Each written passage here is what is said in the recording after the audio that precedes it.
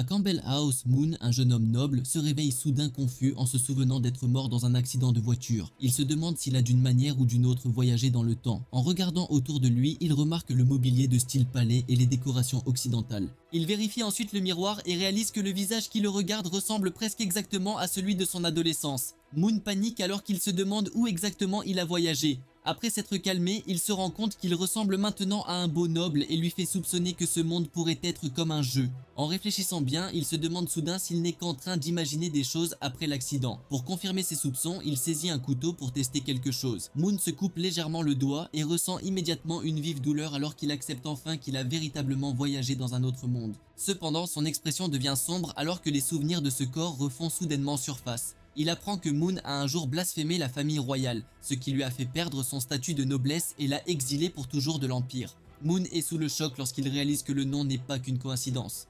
Il se souvient qu'il a transmigré dans le corps d'un méchant à partir d'un roman qu'il lisait. La protagoniste féminine est la noble la plus forte qui grandit en battant des monstres et des démons. Pendant ce temps, Moon n'est qu'un méchant imprudent qui cause constamment des problèmes et gêne le protagoniste, réalisant que cela signifie qu'il est maintenant ce méchant condamné lui-même alors qu'il se tient la tête avec frustration.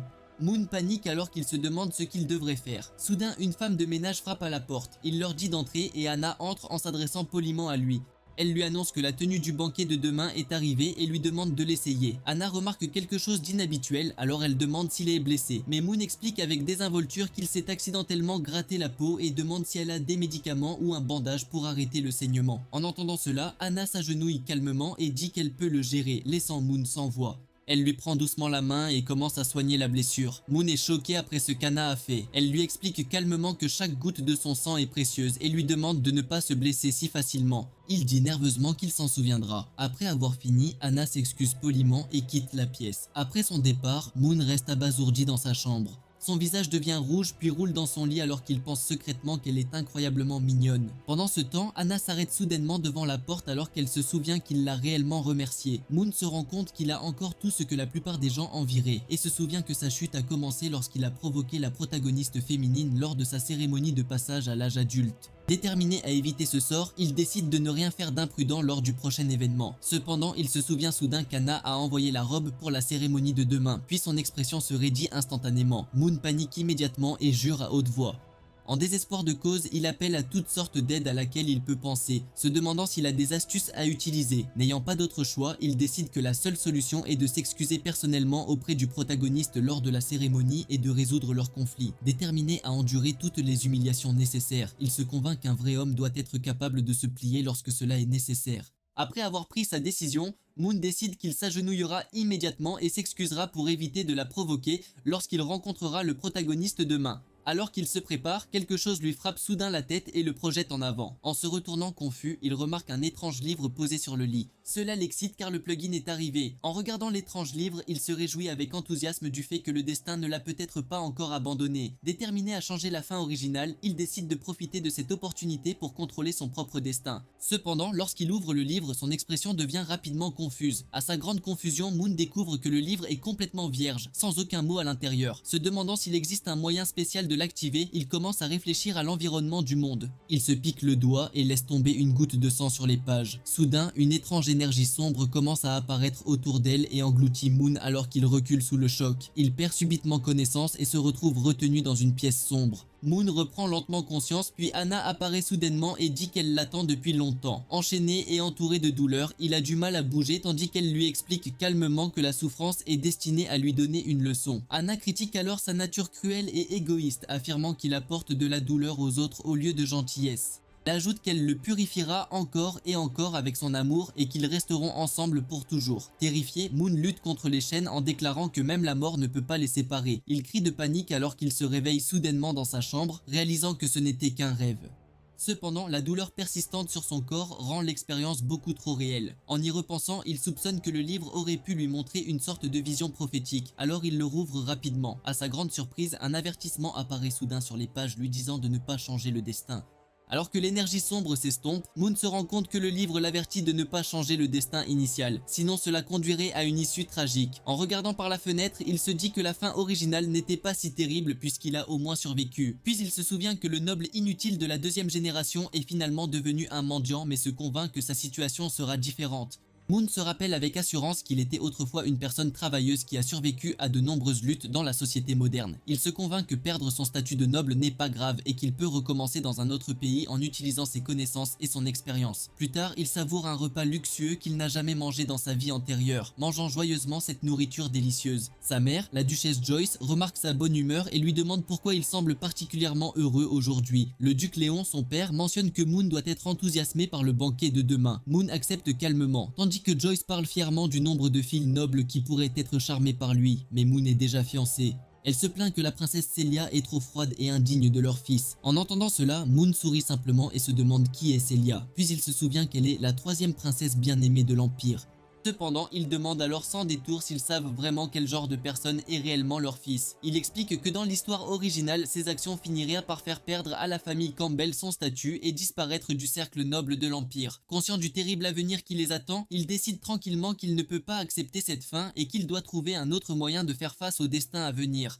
Moon se rend compte que son exil a été causé par la trahison de son père lors d'une lutte pour le pouvoir, alors il décide de retirer la famille Campbell de l'incident. À seulement un jour de la cérémonie de passage à l'âge adulte, Moon sait qu'il doit rapidement trouver un moyen de résoudre le conflit avec Celia. Il soupçonne que le manoir cache quelque chose lié au complot, alors il décide de s'enfuir plus tard et d'enquêter.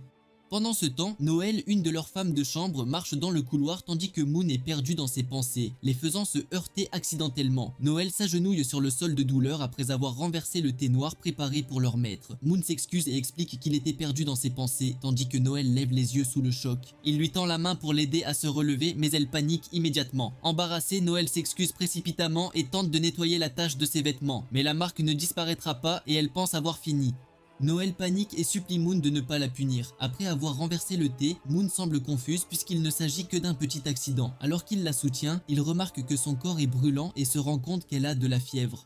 Alors Moon lui dit qu'elle doit se reposer si elle est malade, mais elle insiste pour travailler pour préparer la cérémonie de demain. Anna arrive et Moon lui demande de faire en sorte que Noël se repose. Il demande son nom et Noël se présente enfin. Cependant, Anna craint que la cérémonie de demain ne les ait déjà laissés à court de personnel. Moon décide que tous les domestiques malades doivent se reposer et leur ordonne de recruter des travailleurs temporaires à l'extérieur du manoir. Anna obéit à ses ordres et les transmet à la femme de chambre en chef.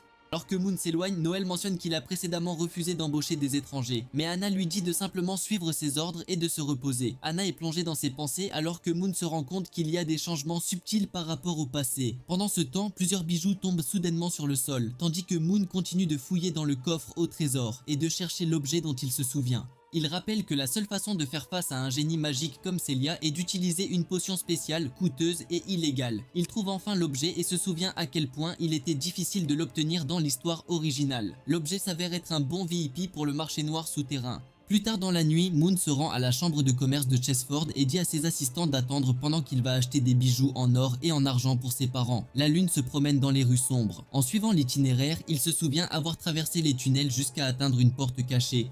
Un garde l'arrête brusquement et lui demande qui vient. Moon cherche Carion et présente ses lettres de créance. Après l'avoir vérifié, le garde lui permet d'entrer dans le marché noir souterrain de Léopold. À l'intérieur, Moon voit divers ingrédients de potions et bêtes synthétiques magiques vendus. Cependant, il ignore ces éléments car ils ne correspondent pas à ce pourquoi il est venu. Moon entre dans une petite boutique, puis le propriétaire masqué le salue avec enthousiasme. Moon demande une potion incolore et inodore qui peut rendre quelqu'un inconscient pendant plusieurs heures. Pensant que Moon ne veut que jouer des tours, le propriétaire essaie de recommander d'autres magasins moyennant des frais. Moon refuse et se prépare à partir, mais la propriétaire admet rapidement qu'elle possède réellement la potion.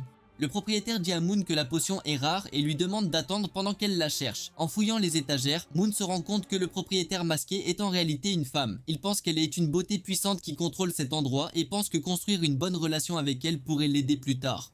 Le propriétaire du magasin dit à Moon d'attendre un peu plus longtemps pendant qu'elle cherche l'article. Soudain, la porte s'ouvre et attire l'attention de Moon. Un autre invité masqué entre dans la boutique et le propriétaire les salue. Le mystérieux invité demande alors le même type de potion, surprenant le propriétaire par cet étrange événement. Moon sent un léger parfum venant d'elle et commence à soupçonner qu'il pourrait s'agir d'une femme. Même s'il sait que la potion sera probablement utilisée pour nuire à quelqu'un, il décide qu'il ne peut pas intervenir. Pendant ce temps, le propriétaire trouve enfin la potion et lui présente 2 bouteilles. Moon remet en question la couleur vive, mais le propriétaire dit qu'elle devient indétectable dans les boissons et qu'une goutte peut faire perdre connaissance à un éléphant, ce qui est étonnant. Le propriétaire confirme que la potion est réelle et leur dit que le prix est de 130 000 émils sans aucune négociation autorisée. Cependant, la cliente dit calmement qu'elle n'a pas assez d'argent et refuse de payer avec Émile. Au lieu de cela, elle propose des informations précieuses, mais le propriétaire refuse. L'invité la convainc que ces informations sont bien plus chères que la potion.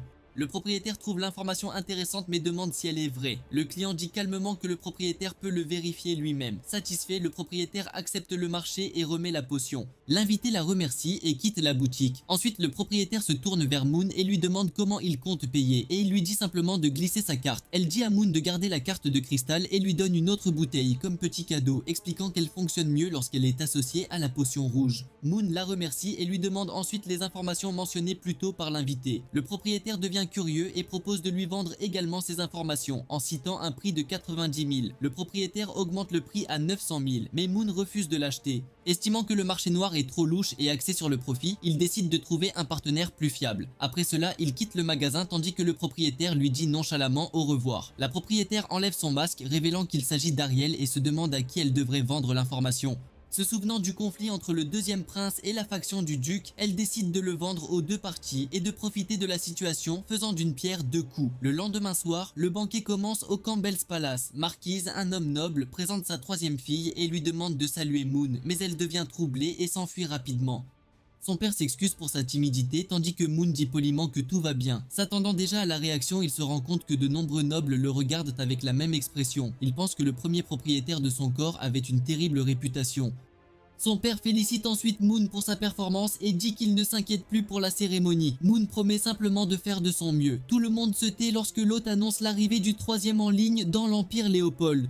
La jeune fille d'un blanc pur, bénie par la déesse de la glace et de la neige, apparaît. Célia orne le banquet de sa beauté. Le père de Moon part recevoir les autres ducs et lui rappelle de ne pas négliger la princesse. Moon s'approche de Célia et la salue poliment. Il complimente sa beauté et dit qu'elle est charmante aujourd'hui. Célia le remercie pour le compliment mais remarque calmement que de tels éloges sont rares de sa part. Moon rit et dit que Célia le fait passer pour un homme grossier. Elle accepte puis Moon l'accompagne poliment pour se reposer jusqu'au début du banquet. En partant, Moon admet qu'elle est belle mais terrifiante, tout comme la première femme dirigée par l'histoire originale. Célia sent tranquillement qu'il se sent différent d'avant. Célia se demande si Moon est devenu plus poli qu'avant. Pendant ce temps, il entend des nobles bavarder à propos d'une fille illégitime qui a vaincu son fiancé en duel et est devenue l'héritière du comte Bugerd. Alors que la foule murmure à propos de son statut, Moon remarque une fille entrer dans la salle et réalise qu'elle est la véritable protagoniste féminine de l'histoire originale. Ariel entre dans la salle et salue Moon poliment. Moon répond avec désinvolture qu'il va bien. Soudain, son serviteur dénonce avec colère l'impolitesse d'Ariel, mais Moon l'attrape rapidement et le claque. Moon dit poliment qu'il va bien ces derniers temps et remercie Ariel pour son inquiétude. Ariel est surpris par son attitude, remarquant qu'il ne l'a pas traité de fille illégitime comme avant. Moon se tourne alors vers Lily et la laisse choquer qu'il connaisse son nom. Moon sourit et note qu'il ne devrait jamais oublier les noms de ses invités. Soudain, Ariel gifle la main de Moon et lui demande ce qu'il fait. Elle l'attrape par le col, puis lui dit qu'elle est venue seulement pour le bien de son père et l'avertit de ne pas avoir de mauvaises pensées envers Lily. Ariel part avec Lily, tandis que Moon soupire et sait que son impression de lui ne changera pas facilement. Moon décide qu'après cette nuit, leurs chemins seront complètement séparés. Sous le témoignage des nobles, il termine son discours et devient officiellement l'héritier de la famille Campbell. Croyant que tout s'est déroulé conformément à l'histoire originale, Moon se détend enfin et pense que la nuit est terminée. Moon décide qu'il est enfin temps de mettre en œuvre son véritable plan. Après avoir repéré Célia seule, il s'approche d'elle et s'excuse d'avoir laissé la princesse sans surveillance plus tôt. Il l'invite ensuite poliment à danser et complimente sa beauté. Célia accepte l'invitation à contre-cœur. Alors que les nobles remarquent que les deux commencent à danser, Ariel et Lily tournent également leur attention vers eux. Tout en dansant ensemble, Ariel loue ses pas, mais il répond calmement qu'il n'est encore qu'au niveau débutant. Célia remarque qu'il a changé et se demande si c'est réel. Se souvenant de la façon dont il avait invité la fille d'un vicomte dans le passé, Moon réagit maladroitement avec embarras, tandis que Célia demande si elle a bien imité son impolitesse. Moon s'excuse et demande à Célia d'oublier ce qui s'est passé dans le passé. Alors que la musique continue, il demande doucement si elle pourrait venir dans sa chambre après, expliquant qu'il souhaite discuter de leur fiançailles en détail. Moon demande à la princesse Célia s'ils peuvent discuter de leur fiançailles en privé. Il dit savoir que le mariage n'est qu'un arrangement politique ordonné par le roi. Il ajoute que l'annulation pourrait affecter la crédibilité de la famille royale, mais suggère qu'ils travaillent ensemble pour mettre fin aux fiançailles. Célia convient que la question devrait être discutée entre eux seuls. Moon se rend compte que Célia a accepté sa suggestion et décide de jouer le jeu, donc le plan se poursuit sans problème. Célia demande alors soudain où est sa chambre et le laisse abasourdi. Elle dit qu'il n'est pas nécessaire d'attendre la fin de la danse et lui dit qu'il devrait y aller maintenant. Avant qu'il ne puisse réagir, elle l'attrape et l'entraîne hors du couloir. Pendant ce temps, Myron et Risa, des assassins habillés en servantes, les remarquent et insultent Moon. Ils décident d'agir rapidement. Après être arrivés dans la chambre de Moon, ils lui proposent du vin rouge, mais Celia refuse, car elle ne boit pas d'alcool du tout. Réalisant que son plan ne fonctionnera pas, Moon s'inquiète, car le médicament est rouge et généralement mélangé avec du vin. Il demande alors ce qu'elle aimerait à la place et Celia demande du café ou du thé noir. Celia a l'air confuse et Moon explique qu'en raison de règles strictes lors de la cérémonie, les seules boissons disponibles sont le vin rouge et le thé noir. Comme elle refuse l'alcool, il leur suggère de boire du thé noir à la place. Moon part alors joyeusement pour le préparer. Celia l'observe en silence, se demandant pourquoi il a l'air si joyeux rien qu'en préparant le thé. Moon mélange secrètement plusieurs gouttes de potion au cas où. Comme Celia est une puissante magicienne, elle apparaît soudainement derrière lui et le surprend, mais il finit rapidement de préparer la boisson. Il lui demande alors poliment de s'asseoir, ce qui le fait transpirer et paniquer. Il est soulagé lorsque le médicament ne montre aucune fluctuation magique et pense avoir évité de se faire prendre. Soudain, il remarque la potion renversée, le poussant à paniquer car son plan initial de la diluer et de la vendre est complètement ruiné. À ce moment-là, Celia l'appelle et Moon retrouve rapidement son calme. Moon revient et s'excuse pour l'attente. Celia regarde la boisson et remarque que le thé est inhabituellement rouge et semble briller. Moon affirme rapidement qu'il s'agit d'un thé rare que sa famille a acheté en Orient. Celia le trouve suspect et dit à Moon de boire en premier. Moon insiste sur le fait qu'il ne modifierait jamais les boissons, mais elle dit que c'est une bonne étiquette que l'hôte boive en premier. Celia l'arrête alors qu'il prend une gorgée et change de tasse avec désinvolture. Soudain, elle se fige instantanément après avoir bu. Moon appelle Celia alors que le médicament fait rapidement effet. Elle le regarde et l'accuse. Elle s'effondre soudainement sur le sol. Moon la regarde silencieusement perdre connaissance. Réalisant que le médicament était efficace, il note que plusieurs gouttes ont rendu l'effet beaucoup plus fort que prévu. Dans l'histoire originale, l'actrice principale tente de le tuer peu de temps après qu'ils aient tous deux perdu connaissance, alors il commence rapidement à préparer la scène. Il ajuste légèrement les vêtements de Celia et gâche son apparence pour la rendre convaincante. Après avoir lutté avec sa propre tenue, Moon parvient enfin à l'enlever. Tout est prêt et il ne reste plus qu'à attendre l'arrivée du personnage principal. La lune vérifie l'heure.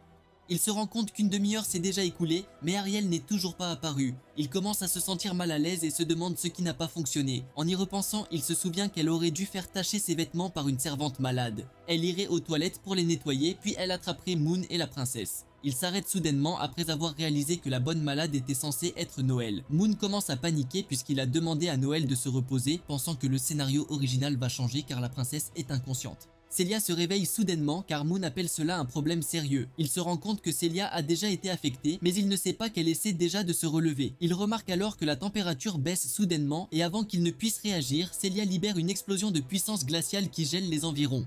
Celia l'attrape soudainement alors que l'aura glaciale se propage. Il essaie de s'expliquer mais elle se rapproche et elle sent son corps se réchauffer. Moon panique et dit que cet état n'est pas normal et lui dit d'attendre pendant qu'il essaie d'appeler un médecin. La glace se propage alors que Celia le presse et l'attrape. Il l'appelle et essaie de la réveiller. Il appelle silencieusement Ariel pour le sauver, mais Celia l'arrête et agit par instinct. Pendant ce temps, Ariel efface la tache de ses vêtements, se plaignant de la négligence de Lily en lui mettant le gâteau. Elle sent quelque chose puis regarde autour d'elle avant d'appeler pour voir qui est là. Alors qu'elle avance, une servante l'arrête. Anna apparaît et lui dit poliment que la zone devant elle est restreinte. Quand Ariel demande pourquoi, Anna refuse de s'expliquer et lui dit de faire demi-tour. Elle remarque soudain que les vêtements d'Ariel sont sales et propose son aide.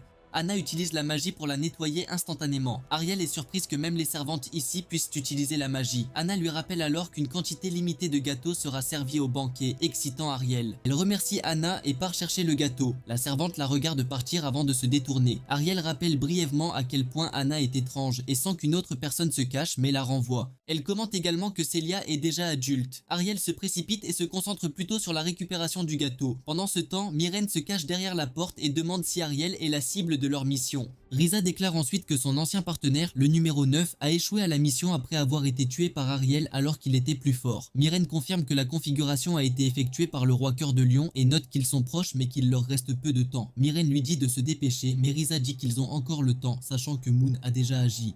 Moon expire lourdement et dit que c'est enfin fini. Il réfléchit qu'il a utilisé toutes ses forces et a à peine conservé son identité, mais quelque chose ne va toujours pas. Il ferme les yeux et réalise que cela n'a rien changé. Celia se tient devant lui et lui dit de prononcer ses derniers mots. Moon sourit et refuse de répondre. Celia se prépare à l'exécuter et il panique immédiatement. Moon pense rapidement qu'il mourra s'il ne parvient pas à la calmer, alors il se fie à ce qu'il sait. Il se souvient qu'il avait autrefois l'amour devant lui, mais qu'il n'avait pas réussi à le chérir, le regrettant seulement après l'avoir perdu. En entendant cela, il la regarde et souhaite une autre chance. Sa panique apparaît après avoir à peine esquivé la frappe soudaine de Celia. Elle se demande pourquoi il agit de manière si dégoûtante. Il essaie de se justifier et dit que cela pourrait quand même compter comme de la sincérité puisqu'ils ne sont jamais allés aussi loin auparavant. Elle rejette immédiatement cette idée et qualifie ses actions de sales et vulgaires. Elle répond qu'il pourrait lui faire face ouvertement et prouver sa valeur avec force et sincérité. Celia semble confuse lorsqu'elle note que Moon a plutôt choisi une méthode éhontée.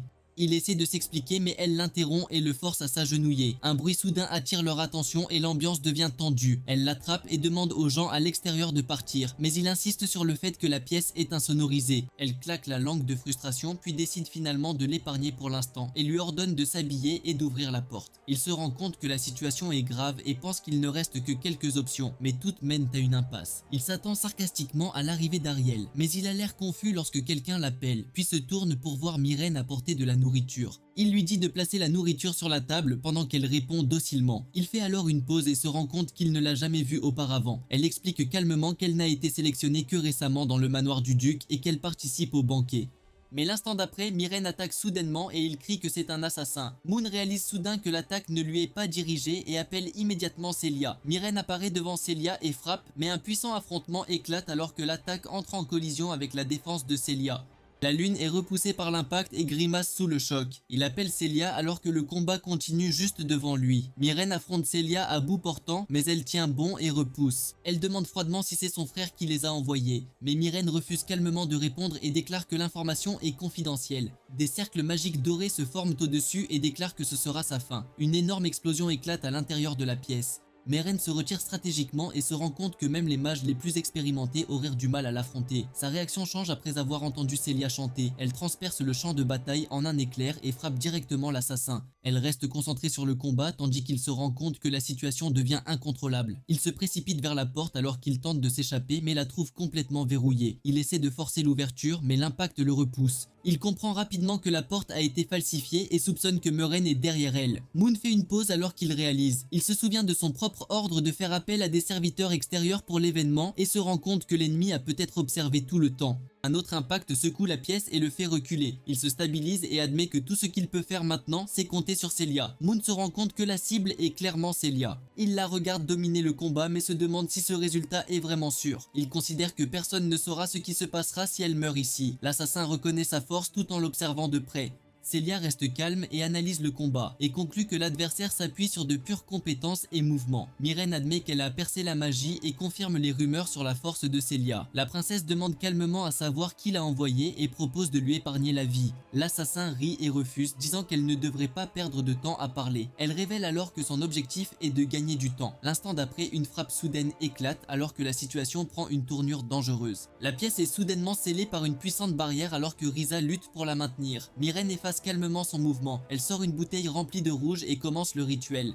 Celia reconnaît immédiatement qu'il s'agit d'un rituel maléfique et se prépare à l'arrêter. Myrrhin continue et demande de la force alors que le danger s'intensifie rapidement. Myrrhin sourit alors que le rituel prend effet, libérant une vague de pouvoir obscur qui supprime les éléments environnants. La force s'écrase sur Celia et la repousse. Elle se redresse et regarde en avant. Myrrhen sort calmement de la fumée et ne montre aucune peur. Elle se précipite à nouveau et continue l'attaque en déclarant que Celia va mourir. La princesse se prépare à répondre, mais l'assassin se déplace plus vite et frappe. Myrrhen s'arrête soudainement, voyant Celia se stabiliser malgré les dégâts. Myrrhen lance l'attaque et déclare que Celia ne peut plus utiliser sa magie de glace. Elle la maîtrise à bout portant. L'impact renvoie la princesse en arrière alors que la force explose autour d'elle. Elle trébuche sur le sol, blessée, et lutte pour rester debout tout en reprenant son souffle. Myrrhen se détend et dit qu'elle se sent enfin à l'aise alors qu'elle se tourne vers Celia. Elle charge alors avec un sourire et vise sa tête. Une frappe soudaine la traverse, mais avant qu'elle puisse la terminer, Moon se précipite et bloque son attaque. Il ramène Celia dans ses bras et arrête le coup fatal au dernier moment, choquant l'assassin. Celia le regarde sous le choc et lui demande pourquoi il a fait ça.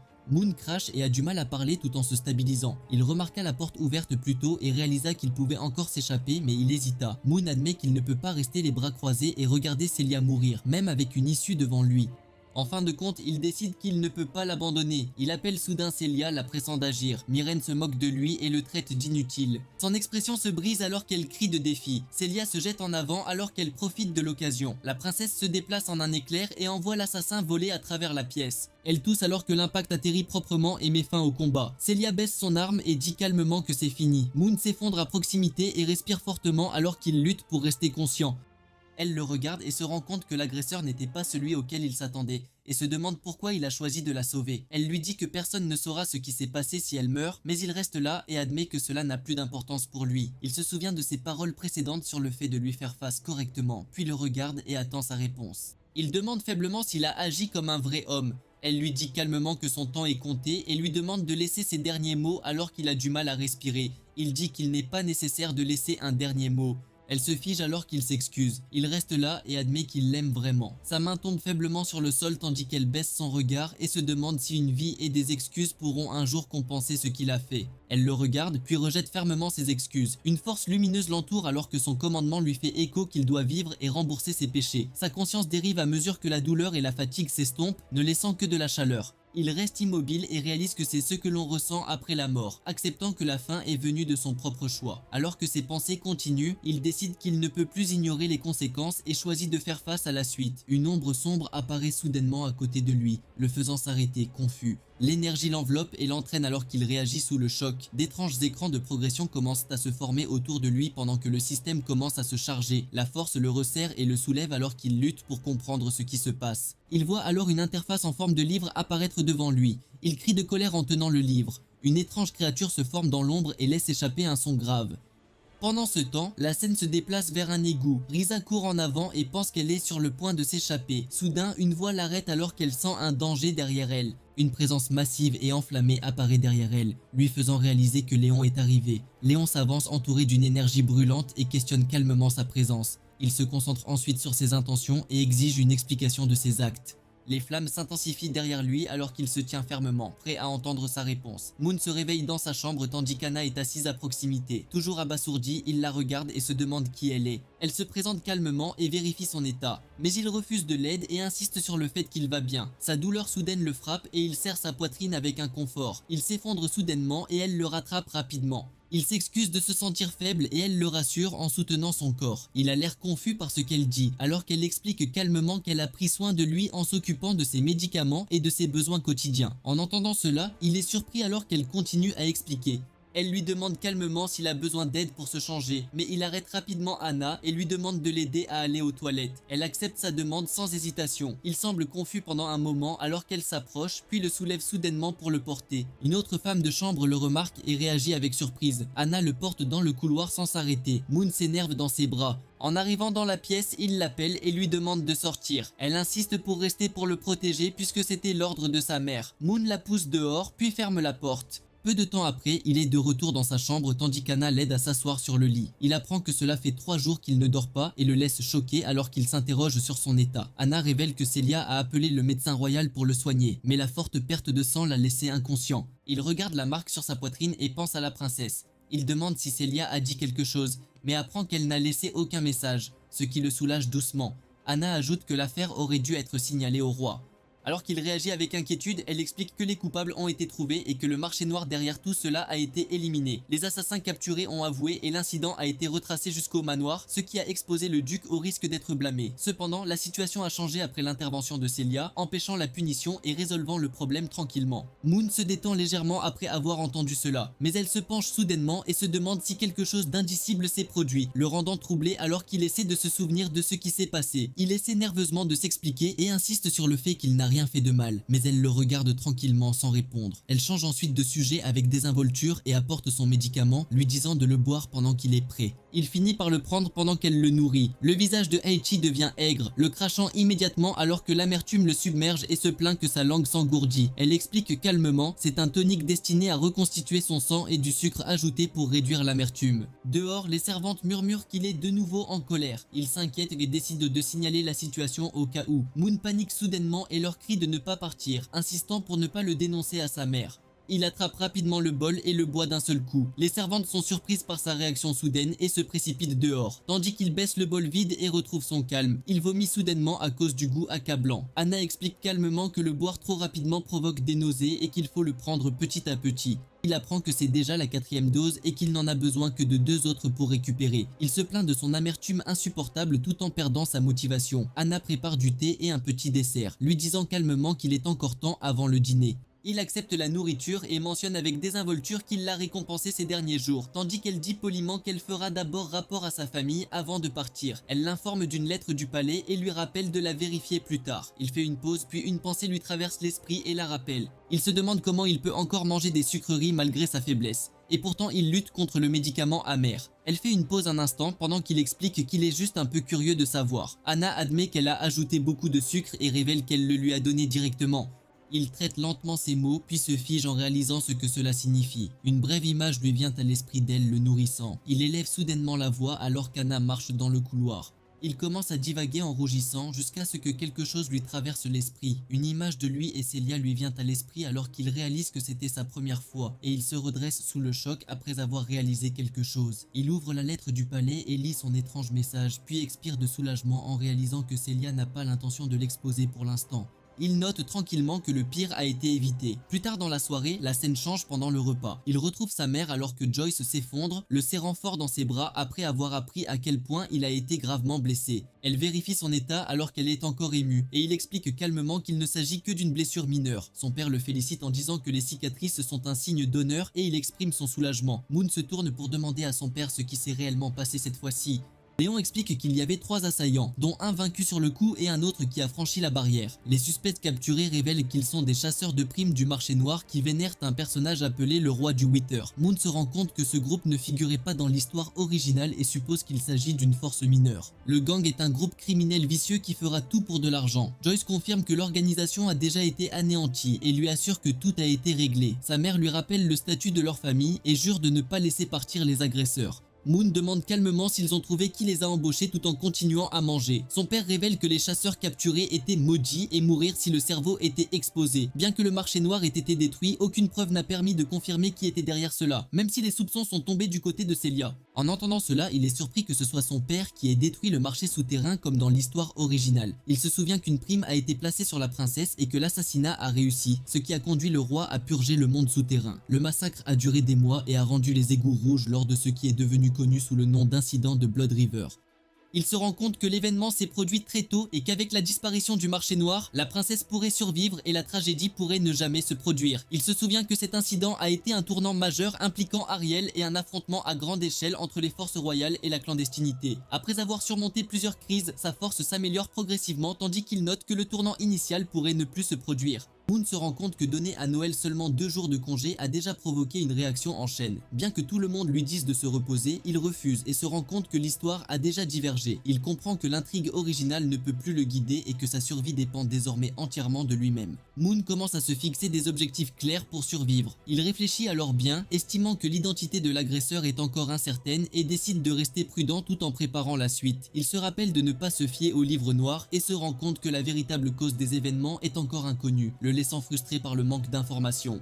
Il arrête rapidement de trop réfléchir et décide de se concentrer sur ce qu'il peut contrôler. Il fait de devenir plus fort sa priorité absolue, sachant que ses capacités actuelles sont loin derrière celles du casting principal. Il se souvient que malgré des années d'études, il ne connaît qu'un sort basique, ce qui aggrave encore sa situation. Moon se rend compte que sa force actuelle est faible et loin d'être même celle des rangs les plus élevés. Il comprend que même se dépasser ne l'aidera pas beaucoup puisque des personnes comme Ariel et Celia sont complètement différentes. Il pense à la façon dont Celia était douée pour contrôler la glace et la neige. Il considère ensuite Ariel qui détient de multiples bénédictions divines et une puissance de combat écrasante. Il admet que même contre des adversaires ordinaires, il n'a toujours aucune chance à son niveau actuel. Moon analyse sa situation, réalisant qu'il doit rapidement atteindre un niveau où il peut se protéger même contre Ariel. Il note que même si les ennemis sont puissants, le récent incident a également éveillé en lui une nouvelle capacité. Il décide de s'appuyer sur le livre noir, se préparant à l'utiliser comme prochaine étape. Le livre s'écrase violemment sur lui, le faisant hurler de douleur. Il le gronde et craint de ne plus en être capable à l'avenir. Moon se stabilise et regarde le livre alors qu'il commence à réagir, puis remarque quelque chose d'inhabituel alors que ses pages commencent à tourner d'elles-mêmes. Il lit le livre et se rend compte qu'il enregistre en détail tout ce qui lui est arrivé.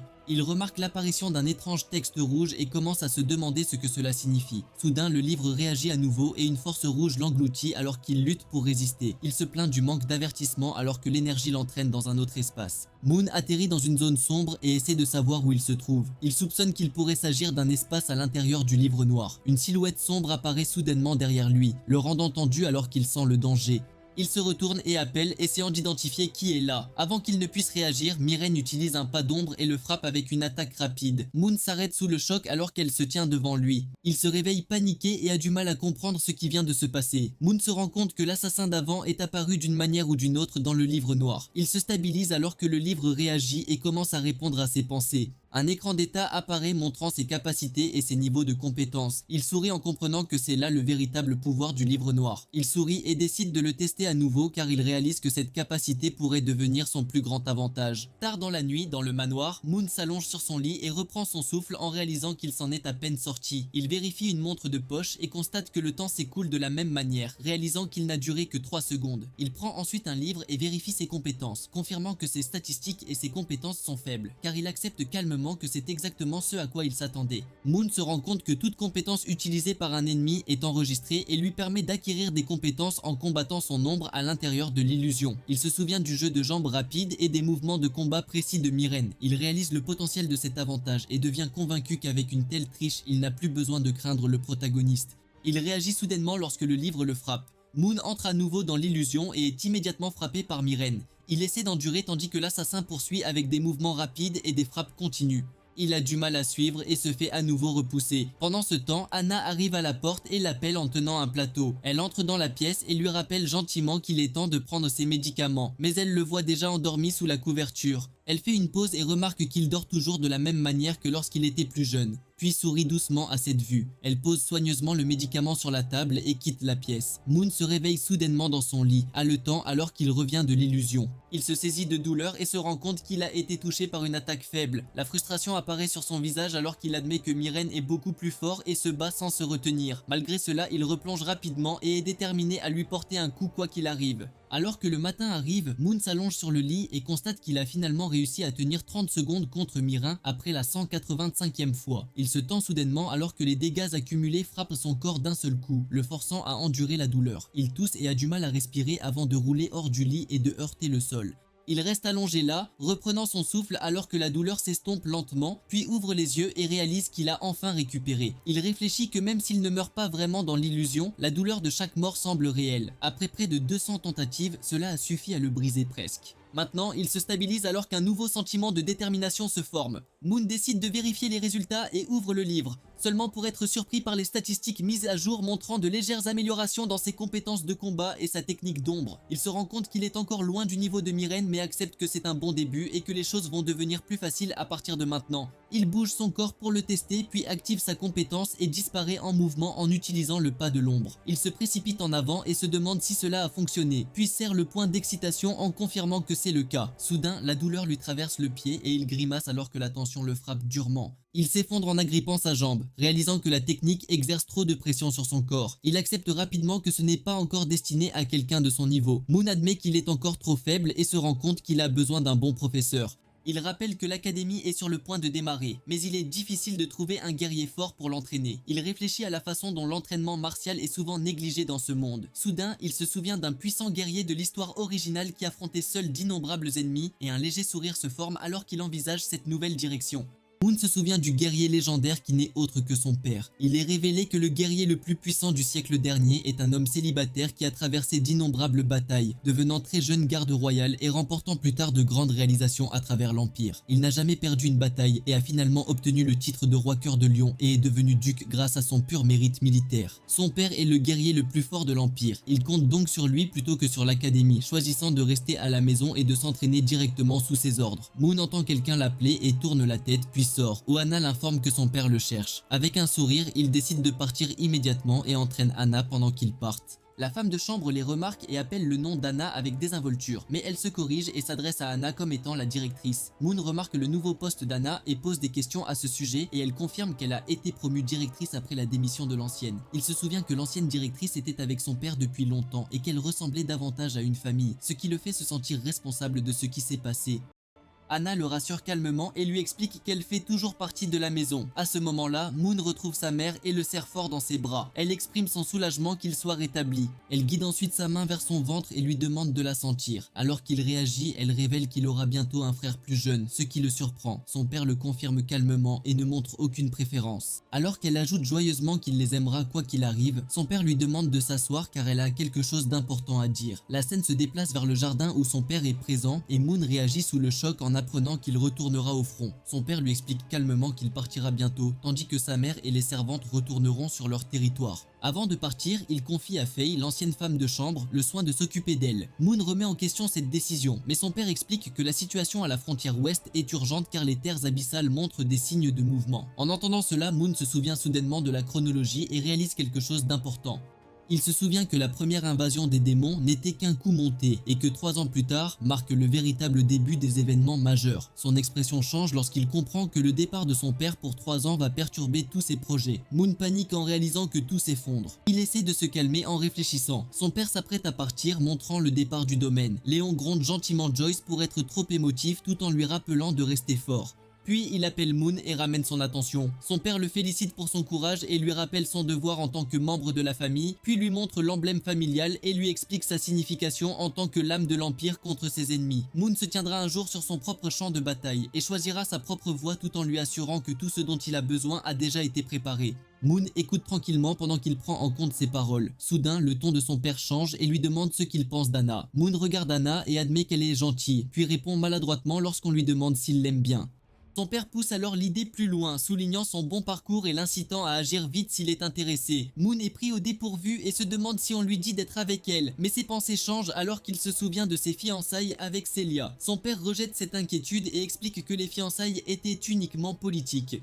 Il expose ensuite clairement sa véritable intention, affirmant qu'il souhaite voir un petit enfant d'ici 3 ans. Alors que Moon et Anna regardent la voiture partir, elle demande s'il a besoin d'elle après avoir entendu son nom mentionné plus tôt. Mais il sourit avec embarras, tandis qu'il évoque la façon dont son père veut les associer pour continuer la lignée familiale. Mais il le rejette comme une blague. Il lui rappelle qu'elle n'est qu'une servante et qu'elle suivra son propre chemin. Moon lui dit qu'elle devrait lui dire si jamais elle trouve quelqu'un qu'elle aime, et il la laissera partir. Il la caresse doucement et l'encourage à rechercher son propre bonheur. Il sourit intérieurement alors qu'il s'éloigne pensant qu'il a parfaitement géré la situation, mais Anna baisse doucement la tête et réfléchit à ce qu'il a dit. Sa main tremble et reconnaît qu'il a changé. Elle décide qu'elle ne peut plus attendre alors qu'elle se prépare à agir ce soir-là. Plus tard dans la bibliothèque, Moon réfléchit que les choses ne se passent pas comme prévu, mais se concentre sur le fait de devenir plus fort grâce à l'auto-apprentissage.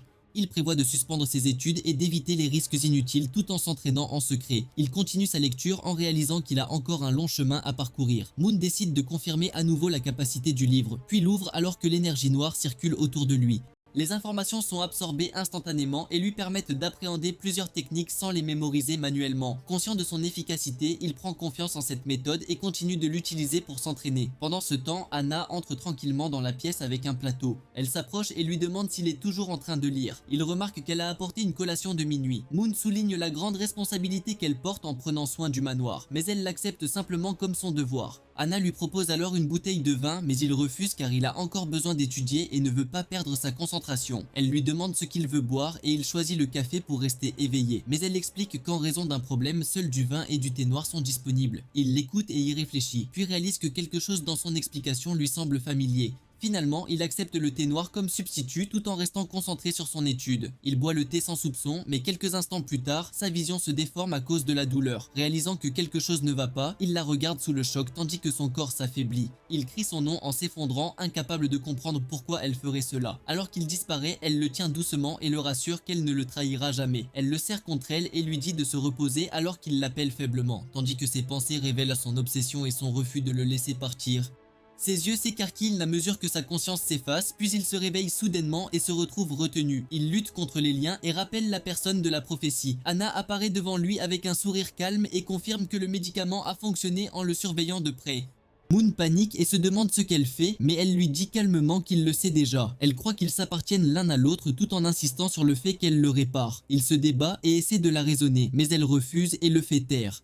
Anna se rapproche et déclare qu'il lui appartiendra désormais entièrement. Les yeux de Moon s'alourdissent alors qu'il se demande si c'est enfin fini. Il réfléchit à la fin inattendue de sa vie et se souvient du responsable derrière tout cela. Moon lui dit qu'elle n'a pas besoin de se forcer pour le libérer, mais elle se penche plus près et le fait taire. Elle insiste calmement sur le fait que cette douleur ne veut rien dire comparée aux années qu'elle a attendues. Elle lui rappelle qu'elle l'a toujours protégé et guidé. En fin de compte, elle déclare que tout ce qu'elle a fait était de le garder à ses côtés, refusant de le laisser partir quoi qu'il arrive. Moon réfléchit à la façon dont tout a conduit à ce point et se rend compte que même s'il a évité les dangers du passé, il est toujours destiné à mourir entre ses mains. Il serre le poing et essaie de trouver une issue. Alors qu'il se débat, elle remarque le mouvement et l'interroge tandis qu'il cache rapidement son intention. Anna dit qu'elle doit encore gérer la manière d'éviter les soupçons. Elle ajoute que puisqu'il lui appartient désormais, les autres ne sont plus nécessaires. Il réagit sous le choc et lui dit rapidement d'arrêter. Elle fait une pause et se retourne vers lui. Elle demande alors s'il y a une autre servante dans le manoir qu'il aime, comme Noël, mais il insiste sur le fait qu'il n'y en a pas. Moon hésite en la regardant mais elle rit soudain et dit qu'elle ne faisait que plaisanter. Elle lui assure que tant qu'il se comportera bien, elle ne fera de mal à personne de cette manière. Profitant de sa chance, il lui demande d'abord de déverrouiller les attaches. Elle accepte et commence à retirer les chaînes, mais l'avertit de ne rien essayer car elle le surveille de près. Anna explique que la pièce est un espace scellé qu'elle a construit en secret avec une serrure spéciale et une clé unique. Elle lui assure que personne ne se doutera de rien puisqu'elle a déjà organisé une couverture promettant de lui apporter des repas régulièrement et que tout le reste restera pareil. Alors qu'elle se rapproche, il réagit faiblement et elle note calmement son rétablissement rapide avant de dire qu'elle doit partir pour le moment. Elle quitte la pièce et lui dit de rester sur place pendant son absence. Il réclame immédiatement ses vêtements, mais elle l'ignore alors qu'elle verrouille la porte. Resté seul, il commence à réfléchir à toutes les possibilités et se demande s'il est vraiment censé rester piégé comme ça. Il se stabilise et se rend compte que quelle que soit la situation, il doit toujours essayer de trouver un moyen de s'échapper. Moon tente immédiatement de se libérer et claque son corps contre la porte. Cependant, la force rebondit et le rejette. Il se rend compte que les chaînes sont bien plus solides que prévu et comprend rapidement que la pièce est renforcée avec de l'acier solide. Il reste immobile jusqu'à ce que l'énergie noire parcourt le plafond. Il remarque que le livre noir réagit et réalise que son pouvoir peut affecter même le métal solide, confirmant qu'il dépasse de loin la magie normale. Réfléchissant rapidement, il se calme et décide d'utiliser à nouveau l'espace d'entraînement au lieu de paniquer. Pendant qu'il se prépare, il se souvient de quelque chose de ce qu'il a lu auparavant et commence à feuilleter les pages.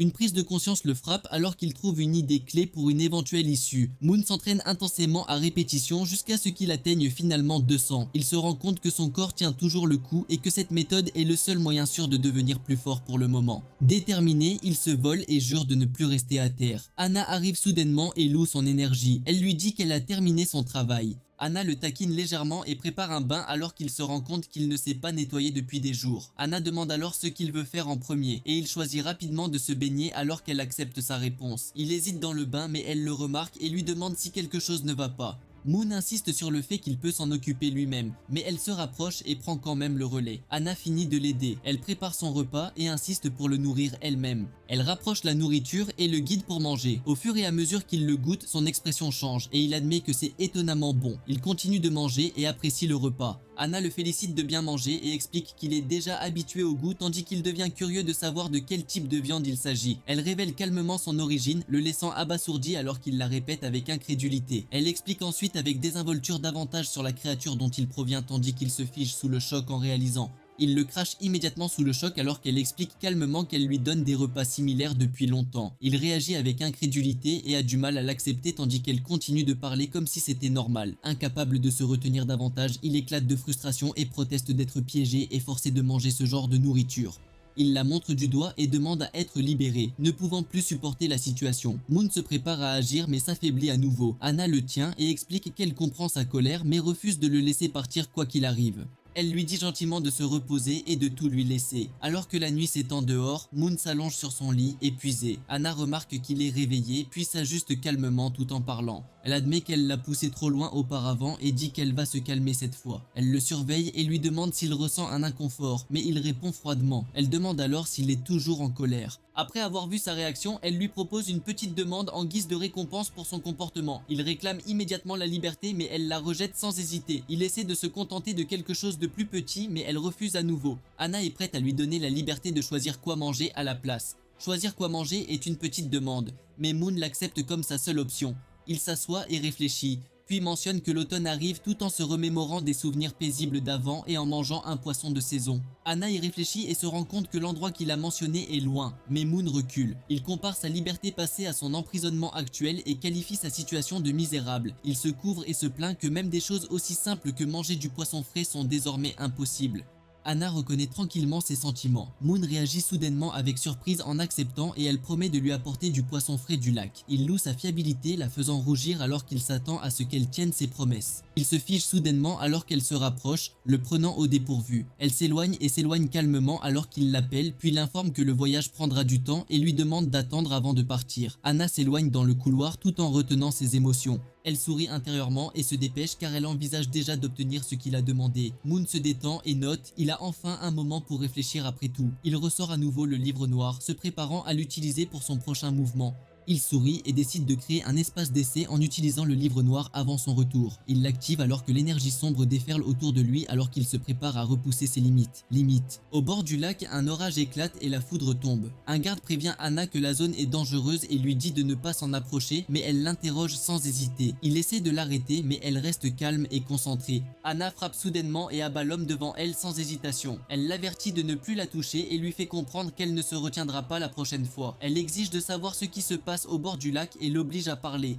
Il explique que le maître du lac s'est réveillé et que la zone est déjà sous enquête et scellée par les aventuriers. L'homme exige le paiement de ses frais médicaux avant de lui demander de partir. Anna laisse tomber un sac de pièces tandis que l'homme remet en question sa décision et l'avertit du danger qui l'attend. Anna confirme calmement qu'elle continuera, expliquant que c'est à cause de l'amour. Pendant ce temps, Erika, une guérisseuse, décide tranquillement qu'elle ne peut laisser personne emmener son compagnon. Elle décide de se confesser une fois que tout est fini. Elle revient se concentrer lorsque quelqu'un l'interpelle. Rod, un guerrier, demande une guérison immédiate tout en tenant la ligne. Et elle répond rapidement et commence à lancer alors que l'énergie verte se rassemble autour d'elle. Tia, une magicienne, les prévient de l'arrivée du monstre. Une explosion massive éclate de l'eau tandis que le maître du lac se révèle enfin. Le monstre surgit alors que le groupe se prépare sous le choc. Rod intervient et lève sa garde tout en activant une compétence défensive. Une explosion de puissance entre en collision avec l'attaque entrante et la retient. Il crie au soutien magique tandis qu'Erika se prépare rapidement à lancer le sort. Elle lève la main alors que l'énergie de la glace se rassemble autour de son corps. Cependant, elle s'arrête lorsqu'une magie explosive éclate, engloutissant la créature dans les flammes. Alors qu'il se remet du coup, Tia appelle et fait signe à Rod de bouger. Il fonce à travers l'ouverture et se lance directement sur la cible. Il abaisse son arme de toute sa force tandis que l'attaque transperce la créature. Une dernière explosion éclate alors qu'il s'effondre sous la frappe combinée. Il se stabilise tout en reprenant son souffle, confirmant que le combat est terminé. Il sourit alors de soulagement et félicite Tia. Erika est attristée alors que les deux se surveillent. Elle baisse le regard alors que l'émotion monte et remet tout en question tranquillement. Un souvenir de Rod et de son enfance apparaît alors qu'ils rêvaient autrefois de devenir plus forts ensemble. Erika se souvient comment elle a essayé de rattraper son retard, mais n'a jamais été remarquée, réalisant qu'elle avait toujours été celle laissée pour compte. Rod l'appelle tout en maintenant l'énergie de guérison stable, la pressant d'aider à s'occuper du maître du lac. Elle répond doucement et se stabilise alors qu'elle se prépare à bouger. Soudain, elle fait une pause car quelque chose ne va pas. Rod et Tia se figent en reconnaissant la voix tremblante sous le lac. Une vague massive jaillit du lac et les repousse. Rod rapproche Tia alors que tous deux regardent avec choc ce qui se dresse devant eux. Une autre créature géante émerge et se révèle comme un deuxième maître du lac.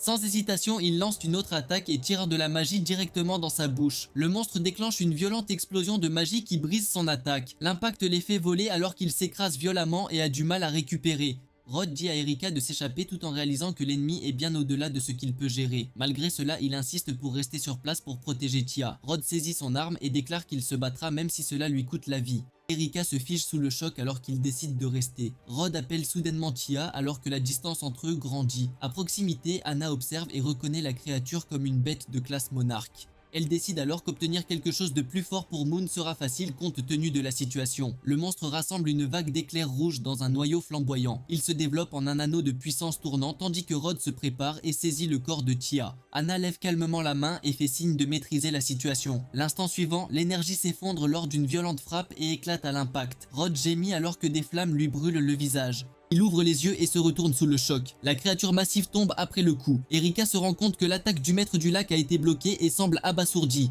Anna s'approche d'elle et lui demande si elle va bien. Anna s'avance et se prépare à affronter le monstre elle-même. Elle lève la main et active son pouvoir alors qu'un liquide sombre semblable à de l'énergie se répand autour d'elle. Erika regarde sous le choc le fer solide se déplacer et couler comme un liquide. Le monstre réagit alors que l'énergie noire s'enroule et se resserre autour de lui. Anna avance alors régulièrement alors que la créature est retenue sous son contrôle. L'énergie sombre surgit alors qu'Anna déclare le sort du monstre. Elle bouge instantanément et libère une forte entaille cramoisie qui traverse le monstre. L'attaque atterrit d'un seul coup et la créature est divisée. Rod regarde sous le choc alors que la bête de classe monarque est abattue en un instant. Erika se précipite vers lui avec inquiétude alors qu'il se stabilise et confirme qu'il va bien. Rod la rassure sur le fait que ses blessures sont mineures alors qu'il tient Tia contre lui. Il demande ensuite à Erika s'il peut parler avec Anna alors qu'elle semble confuse par la demande. Rod explique qu'Anna n'est pas encore partie et envisage de l'approcher après avoir vu sa force. À proximité, Anna gère tranquillement les conséquences tout en ramassant le poisson. Elle fait une pause et réfléchit à son erreur avant de se retourner. Erika prévient que l'une des premières Anna capturées est hautement toxique et indique lesquelles sont sans danger. Erika partage ses connaissances sur le lac et Anna demande ensuite comment les préparer. Après un certain temps, Anna note les étapes et remercie Erika pour ses conseils. Erika demande alors si elle est venue ici pour quelqu'un de spécial et Anna le confirme tranquillement. Son expression s'adoucit lorsqu'elle pense à Moon. Anna se prépare à partir après l'avoir remercié. Erika l'arrête rapidement puis elle hésite avant d'évoquer un souci amoureux et de demander conseil. Anna laisse tomber le seau de poisson et accepte finalement de l'aider en se basant sur sa propre expérience. Erika commence à expliquer qu'elle a une amie qui a des sentiments pour quelqu'un. Elle décrit comment ces sentiments durent depuis longtemps mais ne sont jamais revenus. Anna écoute et souligne calmement la situation comme un triangle amoureux. Elle ajoute que son amie commence à perdre confiance et songe à abandonner. Anna la regarde et lui demande directement à quel point elle l'aime vraiment. Erika nie rapidement qu'il s'agit d'elle mais admet ensuite ses véritables sentiments. Elle avoue qu'elle l'aime depuis de nombreuses années et qu'elle ne peut plus le cacher. Anna demande si elle irait jusqu'à risquer sa vie pour lui et elle répond sans hésitation. Anna lui dit calmement qu'elle a déjà sa réponse. Elle ajoute ensuite que si ses sentiments sont vraiment si profonds, il n'est pas nécessaire de continuer à les remettre en question. Anna lui dit de suivre ce que son cœur veut vraiment et de tout donner pour celui qu'elle aime. Erika regarde Anna partir alors que ses mots résonnent dans son esprit. Elle se les répète tandis que son expression devient sérieuse. Une étrange énergie rouge commence à se former autour d'elle tandis que quelque chose en elle réagit. Elle s'effondre soudainement alors que le courant monte. Au loin, Rod et Tia la remarquent et l'appellent alarmée. Une voix sombre commence à murmurer et alimente ses pensées. Son expression change à mesure que la colère et la jalousie prennent le dessus tandis que l'énergie brûle autour d'elle. La voix continue de la guider et la pousse à suivre ses désirs les plus profonds. Elle se lève alors que le pouvoir se propage dans tout son corps et prend le contrôle. La voix lui offre de la force et la remplit d'une énergie débordante. Rod vérifie Erika après l'avoir vue s'effondrer. Elle le rassure rapidement et considère cela comme un épuisement. Rod réfléchit à la situation et réalise à quel point Anna les a aidés. Tia remarque soudain quelque chose d'étrange et elle regarde toutes les deux Erika alors qu'une lueur rouge commence à se former sur sa poitrine. Erika explique que ce n'est qu'une brûlure causée par l'attaque précédente. Rod soulève Tia sans hésitation et la porte malgré ses protestations. Elle essaie de le repousser mais il refuse et continue d'avancer. Derrière eux, les yeux d'Erika commencent à briller en rouge alors que l'énergie sombre refait surface. Le lendemain, au manoir, Moon se repose au lit pendant que la pièce reste calme. Anna entre et annonce calmement son retour. Il se réveille immédiatement et se précipite vers elle avec enthousiasme. Elle l'arrête et explique qu'il n'est parti que brièvement tout en grondant sa réaction. Anna s'excuse pour le retard et explique qu'elle s'est dépêchée de revenir chercher le poisson. Elle lui présente le plat qu'elle a préparé et le place devant lui. Il réagit avec enthousiasme lorsque l'odeur attire son attention. Il choisit d'abord celui cuit à la vapeur et y croque sans hésiter. Anna le regarde calmement pendant qu'il mange et attend sa réaction. Il prend une autre bouchée et apprécie le goût alors que son expression s'éclaire. Il vante la nourriture et lui en propose tout en continuant à manger. Elle lui rappelle calmement de faire attention car le poisson contient de nombreux petits os. Quelques instants plus tard, il s'arrête soudainement et se serre la gorge alors que quelque chose reste coincé. Anna se penche soudainement et dit qu'elle l'aidera à l'enlever elle-même. Il est pris au dépourvu et tente de l'arrêter alors qu'elle lui explique calmement sa méthode. Elle se rapproche sans hésitation tandis qu'il panique et proteste. Avant qu'il ne puisse réagir, elle le pousse vers le bas et l'aide directement alors qu'il se débat sous la surprise. Au bout d'un moment, elle recule et déclare calmement que c'est déjà réglé. Il reste allongé là et décide de continuer à manger seul, plus prudemment. Anna le regarde tranquillement avec un léger sourire. Une fois terminé, il s'allonge pendant qu'Anna lui propose une activité. Il clarifie ce qu'elle voulait dire jusqu'à ce qu'elle évoque l'air que son père avait mentionné auparavant. Il l'arrête soudainement et insiste sur le fait que ce n'est pas le bon moment. Elle a l'air confuse et demande la raison. Il explique qu'ils sont tous les deux fatigués et en mauvais état. Après tout ce qui s'est passé, elle fait une pause et comprend alors son inquiétude. Après y avoir réfléchi, elle accepte d'attendre et suggère de continuer plus tard. Au lieu de cela, elle rapporte que sur le chemin du retour, elle est passée par une ville bien connue pour son savoir-faire artisanal. Elle révèle ensuite qu'elle a acheté quelque chose spécialement pour lui. Alors qu'elle évoque la matière et le design, il imagine la tenue et révèle qu'il s'agit d'un costume en soie noire. Il se fige un instant, puis nie rapidement tout intérêt et essaie de l'ignorer. Elle lui fait calmement remarquer qu'il s'est déjà intéressé à des choses similaires auparavant et lui rappelle ce qu'il cache. Elle ajoute qu'elle porte des bas noirs à cause de lui. Il reste sans voix alors qu'il traite ses paroles. Après une brève pause, Moon finit par accepter. Anna sourit de satisfaction en observant sa réaction. Elle lui dit qu'elle va s'occuper de ses tâches et quitte la pièce pour la nuit pendant que Moon la regarde partir. Après son départ, son expression change alors qu'il commence à réfléchir attentivement. Il rappelle ce qu'il a préparé et constate que tout est enfin en place. Il vérifie le timing et se rend compte qu'il a encore suffisamment de temps avant son retour. Il se dirige ensuite tranquillement vers la porte. Moon atteint la porte et commence à la déverrouiller avec un outil. Il active sa compétence et se concentre alors que le mécanisme commence à répondre. La serrure révèle une structure complexe lorsque plusieurs broches s'alignent. La tension le frappe soudainement et le force à reculer alors qu'il réalise à quel point c'est difficile. Moon regarde la serrure sous le choc alors qu'il comprend combien de couches elle comporte. Il étudie le mécanisme et rappelle soigneusement le fonctionnement de la serrure. Il se rend compte que chaque broche doit être parfaitement alignée, sinon tout se réinitialise. Il comprend également que l'outil qu'il utilise est fragile et pourrait se briser s'il commet une erreur. Il resserre sa concentration alors qu'il se prépare pour une autre tentative. Il sait que c'est sa seule chance et ne peut pas se permettre d'échouer. Il réessaye et ajuste soigneusement chaque épingle. La sueur s'accumule à mesure qu'il répète le processus. Moon passe à travers et parvient à aligner la plupart d'entre eux, mais la pression le submerge. Moon ne peut s'empêcher de féliciter la personne responsable de la serrure. Il se stabilise et vérifie l'heure à mesure que la pression monte. Il se rend compte qu'il ne lui reste qu'une seule chance avec la dernière pièce en main. Après avoir rappelé ce qu'il a appris, il retrouve sa concentration et se prépare pour une dernière tentative.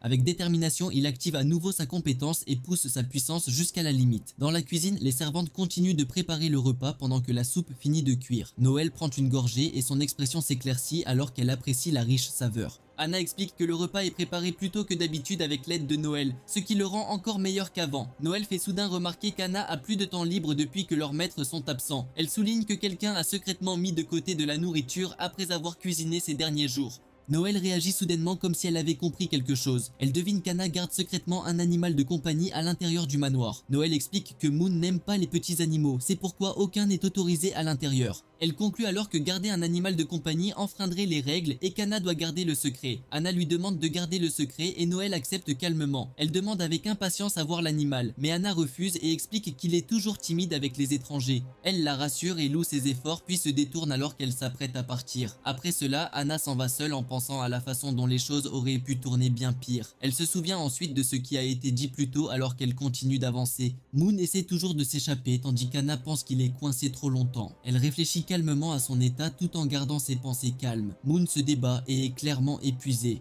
Anna considère qu'avoir un petit animal pourrait aider à atténuer sa solitude. Elle sourit alors et décide qu'il serait préférable de lui demander directement. Anna s'arrête soudainement, sous le choc. Elle s'avance lentement après avoir vu la porte s'ouvrir. Au même moment, Moon s'échappe finalement dans les égouts et trébuche en suivant la direction du vent. Il heurte soudainement quelque chose et réagit avec douleur alors que le chemin à parcourir est bloqué par des débris. Il regarde devant lui et se rend compte qu'il ne peut pas avancer car le passage est complètement obstrué. Moon se souvient des souvenirs et se rend compte qu'il est déjà suffisamment loin de la cellule pour être en sécurité. Il forme alors une lumière rougeoyante dans sa main. Il le teste et confirme que cela peut l'aider à naviguer et à s'échapper plus rapidement. Soudain, un couteau frappe sur le côté et le prend au dépourvu, le gelant sous le choc. Anna entre dans les égouts alors que l'énergie noire se propage autour d'elle. Elle apparaît alors devant lui avec une expression froide et déclare qu'elle l'a enfin retrouvé. Anna se précipite dans l'eau alors qu'une énergie sombre l'entoure. Moon se retourne sous le choc lorsqu'il la reconnaît et se fige un instant. Il recule rapidement en pensant à la façon dont il vient de s'échapper. Il serre les dents et se prépare en refusant d'abandonner. Moon utilise le pas de l'ombre sans hésitation. Anna lui dit calmement de s'arrêter pendant qu'elle lui lance des projectiles pointus à grande vitesse. Ils frappent autour de lui en succession rapide, le forçant à esquiver pendant qu'il crie. Anna regarde sans émotion la poursuite de l'attaque. L'impact fait voler des débris tandis que la force s'écrase et submerge la zone. Anna se précipite à travers les débris tandis que du bois brisé et de la poussière se dispersent autour d'elle. Ses pas atterrissent brusquement alors qu'elle avance à toute vitesse. Le chemin en ruine s'étend tandis qu'elle continue de le suivre. Anna plisse les yeux et se demande comment il peut bouger aussi vite. Elle s'arrête à la porte et se rend compte que son saut a échoué alors qu'il a quand même réussi à s'échapper. Anna admet qu'elle l'a sous-estimé mais déclare qu'il ne peut toujours pas lui échapper. Elle se rapproche et lui donne une chance de se rendre et de revenir. Elle déclenche soudainement une attaque violente qui traverse l'espace vers lui. Moon se fige sous le choc alors que la frappe rate. Son expression se brise alors qu'il commence à penser à abandonner et à accepter sa situation. Anna sent l'air et se rend compte qu'il n'y a aucune trace de lui. Elle se précipite immédiatement dans le tunnel pour poursuivre la poursuite. Le temps passe tandis que le passage vide reste silencieux. Moon stabilise sa respiration et se rend compte qu'elle s'est éloignée. Elle atteint la porte avec précaution alors qu'une prise de conscience soudaine apparaît sur le visage de Moon. Ses yeux s'aiguisent alors qu'elle regarde à travers une porte fissurée, puis elle libère une vague d'énergie sombre. Ses pas résonnent tandis que l'énergie s'installe autour d'elle. Anna admet que son hypothèse était fausse et qu'il s'est déjà enfui très loin. Elle se retourne et avance pour le retrouver au plus vite. Moon pense que ce serait dangereux si les autres le découvraient en essayant de se calmer. Un bruit soudain le surprend alors que le livre lui claque la tête. Il sursaute et trébuche, paniqué. Il se rend compte qu'elle a fait demi-tour et l'a presque pris au dépourvu. Moon se stabilise et décide qu'il n'a d'autre choix que de prendre un risque. Il se précipite avec force et franchit la barrière. Il pousse la porte et la force à s'ouvrir. Il sort et sent la pluie alors qu'il dégage enfin la sortie. Moon lève les yeux avec incrédulité lorsqu'il réalise qu'il est libre. Il écarte les bras sous la pluie et fait la fête. Moon se couvre la bouche et réalise à quel point il a failli se faire prendre. Il se rend compte qu'il n'a pas le temps de célébrer alors qu'il commence à courir sous la pluie. 2 jours plus tard, dans les plaines, Moon se couche sur l'herbe après avoir échappé à l'emprise de la capitale. Il se détend au soleil alors que la fatigue s'installe et envisage de dormir un peu, mais il décide de ne pas baisser sa garde pour l'instant. Il réfléchit ensuite à ses options et conclut que l'académie est le chemin le plus proche pour s'échapper complètement. Moon marche le long de la rivière l'esprit plus clair et décide de bouger sans s'arrêter. Soudain, des voix l'appellent et il se retourne pour voir 3 hommes bloquer le chemin d'un aventurier. Les bandits se moquent et exigent que la personne remette tout ce qu'elle possède. L'aventurière s'avère être Erika et les met en garde contre les conséquences de son vol. Le chef des bandits se moque d'elle et souligne qu'ils ne peuvent ressentir aucune aura de combat. Erika remet en question leurs actions et prévient qu'un héros de passage pourrait les arrêter. Ils éclatent de rire et rejettent l'idée.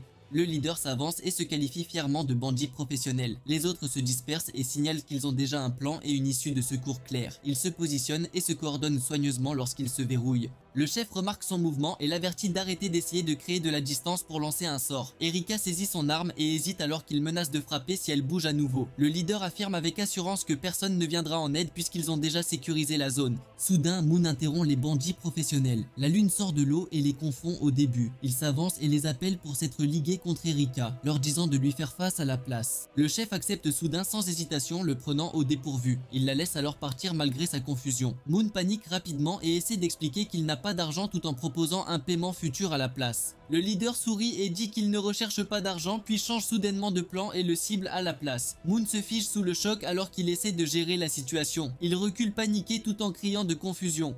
Les hommes emménagent pendant qu'Erika se stabilise et prépare son personnel. Elle rassemble de l'énergie et commence à lancer alors que des flammes commencent à se former autour d'elle. Erika libère le sort et une explosion massive engloutit les bandits. Leurs cris sont avalés par le feu alors que l'attaque les termine instantanément. Moon regarde sous le choc la puissance écrasante. Erika baisse son personnel et dit calmement que la menace a été gérée.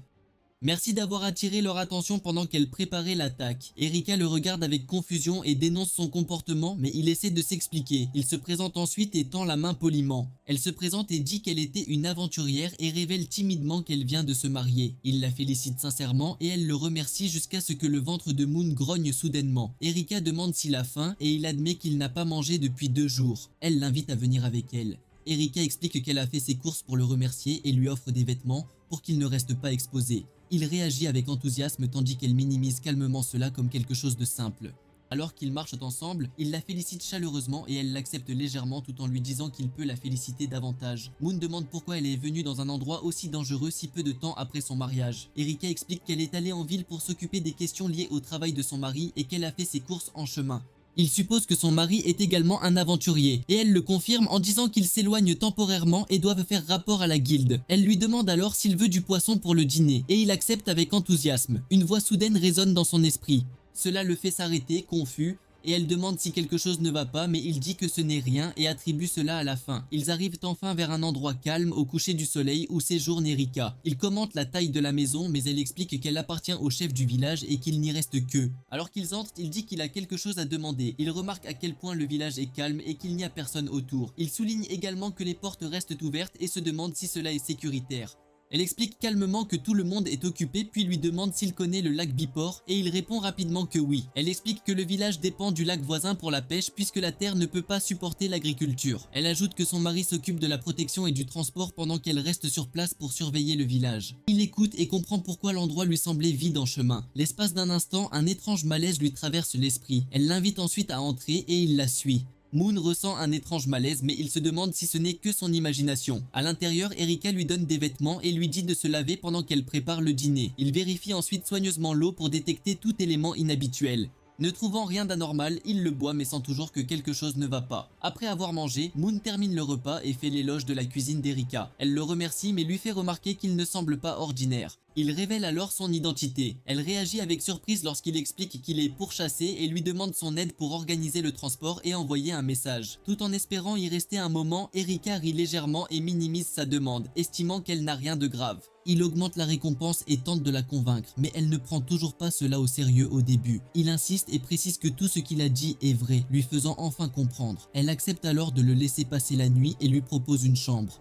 Il confirme sa réponse alors qu'elle accepte calmement. Erika accepte la récompense et accepte de le laisser passer la nuit. Elle le conduit à l'intérieur et lui fait visiter tout en lui expliquant l'aménagement. Elle lui indique où se laver et l'avertit de ne pas se promener ni ouvrir de porte sans autorisation. Elle lui montre spécifiquement une porte au fond et lui dit de ne pas l'ouvrir. Elle explique qu'il sert à conserver la viande préparée et que son ouverture répandrait une forte odeur. Il accepte de suivre ses instructions et elle le laisse se reposer. Moon la remercie et lui dit bonne nuit alors qu'il lui laisse les choses. Elle répond calmement et le regarde partir. Une fois qu'il est hors de vue, son expression devient froide alors qu'elle révèle qu'il ne vivra pas assez longtemps pour voir demain. Une étrange marque brille sur son corps alors que son intention devient claire. Elle choisit la lune comme dernière offrande au dieu de l'amour. Elle active la marque et déclare qu'elle l'a choisi comme cible. Ailleurs, Anna traque son odeur et confirme sa direction. Elle suit sa trace sans hésitation alors que la nuit s'approfondit. Elle déclare calmement que peu importe la distance qu'il court, il ne peut pas lui échapper. La nuit tombe sur la maison alors que Moon dort profondément dans son lit. Il s'agite et se réveille mal à l'aise. Réalisant qu'il a bu trop d'eau, il se lève rapidement. Il sort de la pièce pour trouver un endroit où aller. Il jette un coup d'œil et pense avoir vu quelque chose à l'extérieur, puis entre dans le couloir pour vérifier. Alors qu'il regarde autour de lui, Erika apparaît soudainement derrière lui et le surprend. Elle demande pourquoi il est encore éveillé à cette heure. Il hésite et essaie de répondre. Il explique qu'il s'est réveillé pour aller aux toilettes et mentionne avoir entendu un étrange aboiement. Elle dit calmement que c'est juste son chien et le décrit comme s'étant bien comporté. Il montre de l'intérêt et demande à le voir, mais elle refuse et dit qu'il est timide avec les étrangers.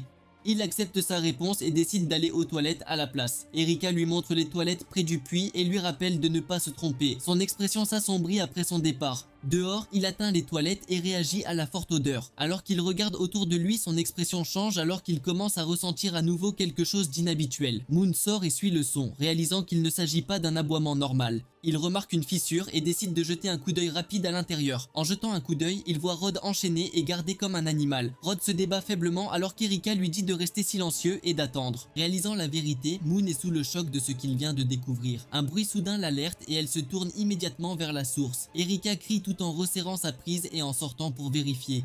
Elle regarde attentivement autour d'elle mais n'y trouve personne. Après une brève pause, elle plisse les yeux alors que les soupçons persistent. Erika décide de vérifier Moon avant que le dieu de l'amour ne se réveille. En atterrissant, il relit tout ce qu'il a vu. Moon se souvient de l'homme enchaîné et comprend qu'il est probablement son mari. La situation s'aggrave lorsqu'il réalise qu'il ne peut plus rester ici. Il se vole et décide qu'il ne reste plus qu'une chose à faire. Moon prend sa décision et s'enfuit à toute vitesse. Erika crie son nom alors qu'elle réalise qu'il est parti. À l'intérieur, la pièce reste vide alors qu'il s'échappe. Son expression devient féroce alors qu'une énergie rouge éclate autour d'elle. Elle libère son pouvoir et se prépare à le poursuivre. Elle fait une pause et se demande quand l'a-t-il remarqué. Son expression s'assombrit alors qu'elle pense qu'il revient. Erika sourit et ouvre la porte jusqu'à ce qu'elle aperçoive quelqu'un de façon inattendue.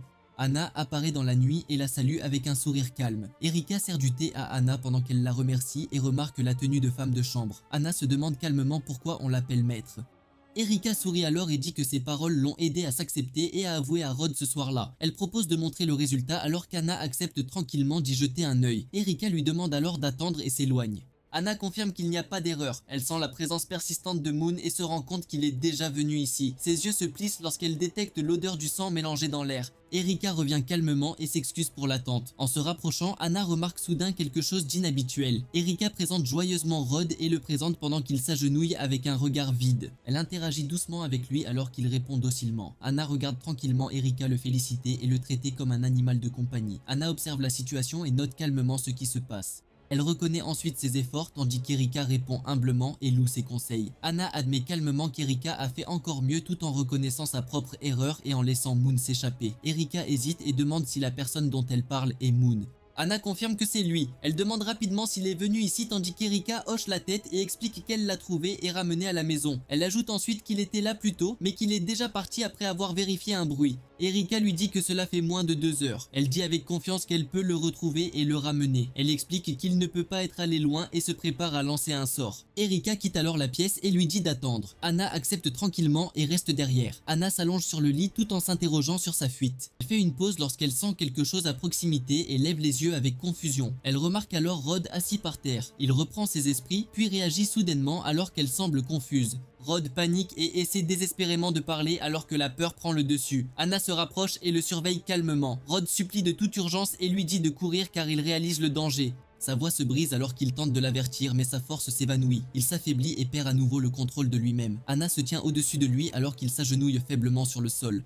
Elle se souvient que Rod avait mentionné la dernière porte et se tourna vers elle. Elle traverse le couloir et trouve la porte. Elle essaie la poignée et se rend compte qu'elle est verrouillée. Anna utilise calmement son pouvoir et le débloque sans hésitation. Elle ouvre lentement la porte et entre. Ses yeux s'écarquillent alors qu'elle se fige sous le choc. À l'intérieur, les corps sont entassés dans une pièce sombre. Elle se rend compte que ce sont les villageois disparus. Elle appelle le nom d'Erika avec une expression sérieuse. Erika s'enfonce calmement dans le couloir sombre et admet que son secret a été découvert. Elle saisit un couteau et s'avance tout en affirmant qu'ils sont identiques, demandant de la compréhension. Ses yeux brillent alors qu'elle déclare ses sentiments avec une expression effrayante. L'énergie sombre monte autour d'elle et dit calmement qu'elle comprend. Anna regarde Erika et se demande si elle a été corrompue par le dieu maléfique. Erika baisse la tête et laisse échapper un petit rire. Elle éclate soudain de rire alors que l'aura rouge s'intensifie. Elle lève ensuite les yeux brillants et défend calmement ses convictions avec un sourire effrayant. Elle remet calmement en question le coût du pouvoir d'Erika et écoute pendant qu'elle explique qu'il a été donné gratuitement. Elle prétend que cela l'a seulement aidé à mieux se comprendre et insiste sur le fait qu'ils sont identiques. Elle lève sa lame et s'avance tout en demandant Anna, ferme les yeux et conclut qu'Erika est irréparable. Erika continue de s'approcher avec un sourire constant et une intention menaçante. Elle sourit brillamment et croit avoir été acceptée. Anna se précipite soudainement pour frapper, ne laissant pas à Erika suffisamment de temps pour réagir. Erika tousse lorsqu'elle est frappée et semble confuse face au virage soudain. Son corps chancelle lorsqu'elle tombe au sol. Anna s'excuse car elle refuse de laisser Erika faire du mal à quelqu'un d'autre. Erika insiste faiblement sur le fait qu'elle n'a fait que partager son amour. Elle élève la voix et rejette fermement cette croyance tordue. Erika est allongée là et se demande ce qu'est réellement l'amour. Anna explique calmement que le véritable amour n'est pas la possession, mais la compréhension de l'autre personne.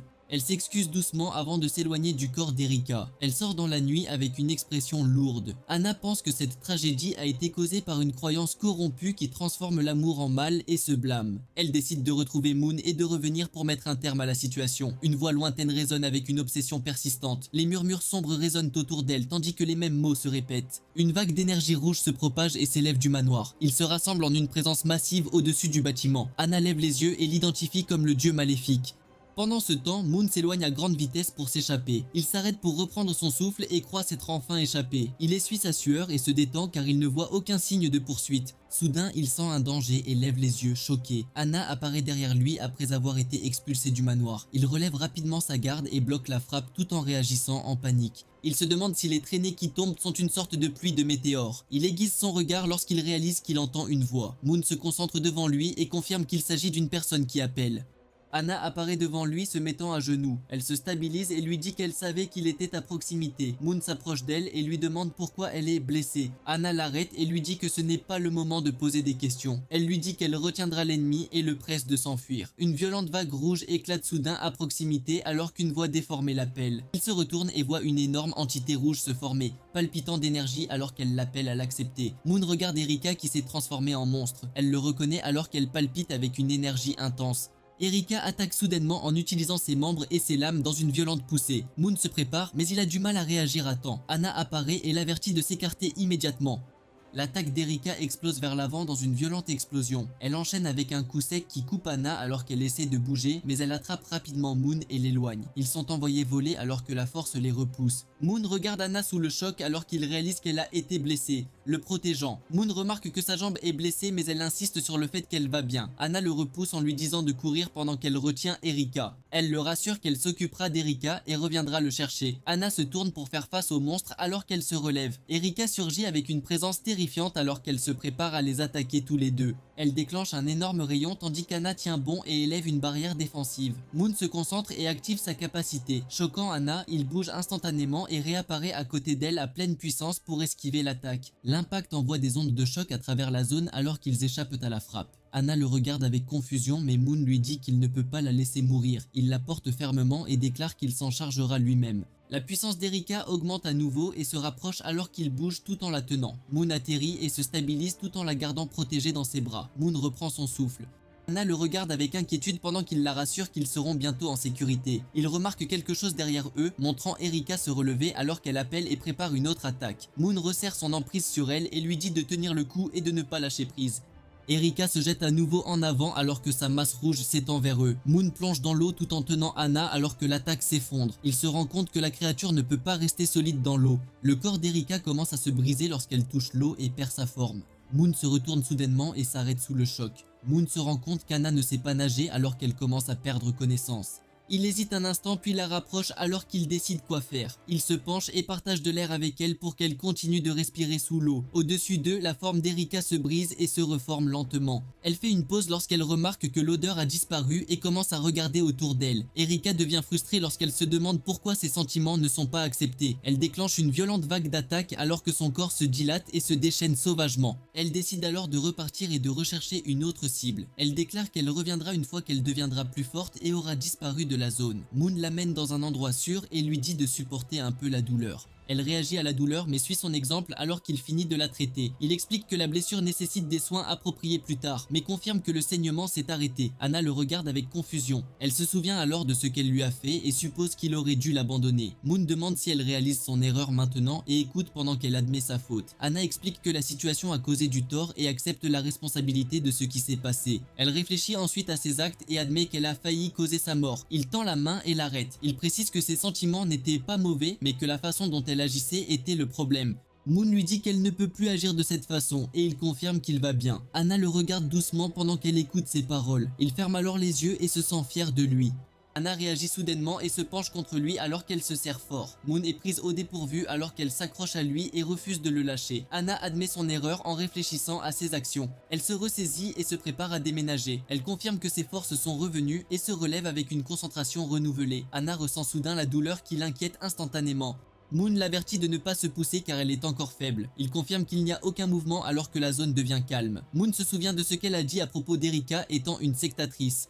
Anna explique qu'il ne s'agit pas seulement d'un sectateur mais de quelque chose de bien plus dangereux. Il réfléchit au combat et se rend compte que sa force continue d'augmenter. Moon comprend la menace et commence à réfléchir à ce que cela signifie pour aller de l'avant. Moon se souvient de ce qu'Erika a dit à propos d'un sacrifice et réalise que quelque chose ne va pas. Il explique que la destruction faisait probablement partie d'un rituel visant à invoquer un dieu maléfique. Il rappelle qu'il fallait une personne supplémentaire pour le sacrifice. Anna réalise rapidement les implications et dit que les conditions sont peut-être déjà réunies. Moon fait une pause lorsqu'il réalise quelque chose. Anna se rend compte qu'il y a encore une personne en vie dans le village et c'est le mari d'Erika. Il rappelle qu'une fois le rituel terminé, l'entité sera au plus faible. Anna accepte la responsabilité de ce qui s'est passé et décide d'y faire face. Il insiste pour l'accompagner mais elle refuse. Les deux se disputent, tandis que Moon lui dit qu'il doit une faveur à Erika. Il se souvient de sa gentillesse, ce qui le fait se sentir responsable. Moon décide d'y faire face lui-même et dit qu'il n'acceptera aucune objection.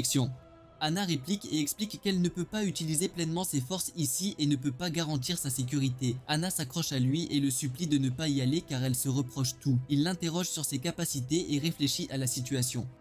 Il se retourne alors et appelle en remarquant une pièce de monnaie à proximité. Moon se dirige vers la source tandis qu'Anna le suit avec inquiétude. La lune jette un sort de lumière alors que la grotte s'éclaire autour d'eux. Ils découvrent une zone cachée et se rendent compte qu'il y avait un chemin à parcourir depuis le début. Il examine les environs et trouve des signes indiquant que cet endroit était autrefois utilisé par d'autres. Il prend une arme et vérifie son état tout en se préparant. Il regarde ensuite Anna et lui demande si elle est prête. Anna déclare qu'elle est prête alors que des ailes se manifestent derrière elle. Les deux se préparent alors qu'ils envisagent de donner la rédemption à Erika. Moon observe la forme grandissante d'Erika. Elle appelle Rod tandis que son corps massif se déplace et s'étend. Moon tient bon et se concentre alors qu'il se prépare à y faire face. Il se rend compte qu'Anna avait raison et que le pouvoir d'Erika s'est étendu bien au-delà. Moon stabilise sa respiration alors qu'il rassemble ses pensées. Il montre un bref moment de frustration lorsqu'il réalise le danger auquel il est confronté, mais il accepte rapidement la situation sans reculer. Moon décide qu'il n'y a pas d'autre choix et décide de mettre fin à ce combat. Il appelle Erika et déclare son intention d'en finir ici. Il écarte les bras et attire son attention alors qu'il prépare son prochain mouvement. Erika se moque de lui en attendant sa réponse. Moon rejette fermement son amour et expose clairement sa position. Il se déclare et s'engage dans le combat sans hésiter. Moon bondit en avant et plonge directement vers le champ de bataille, tandis qu'Erika réagit alors qu'elle se prépare à faire face à son attaque imminente. Elle bondit en avant alors qu'elle balance sa forme massive. Erika se concentre sur Moon et se prépare à l'écraser alors qu'elle se rapproche.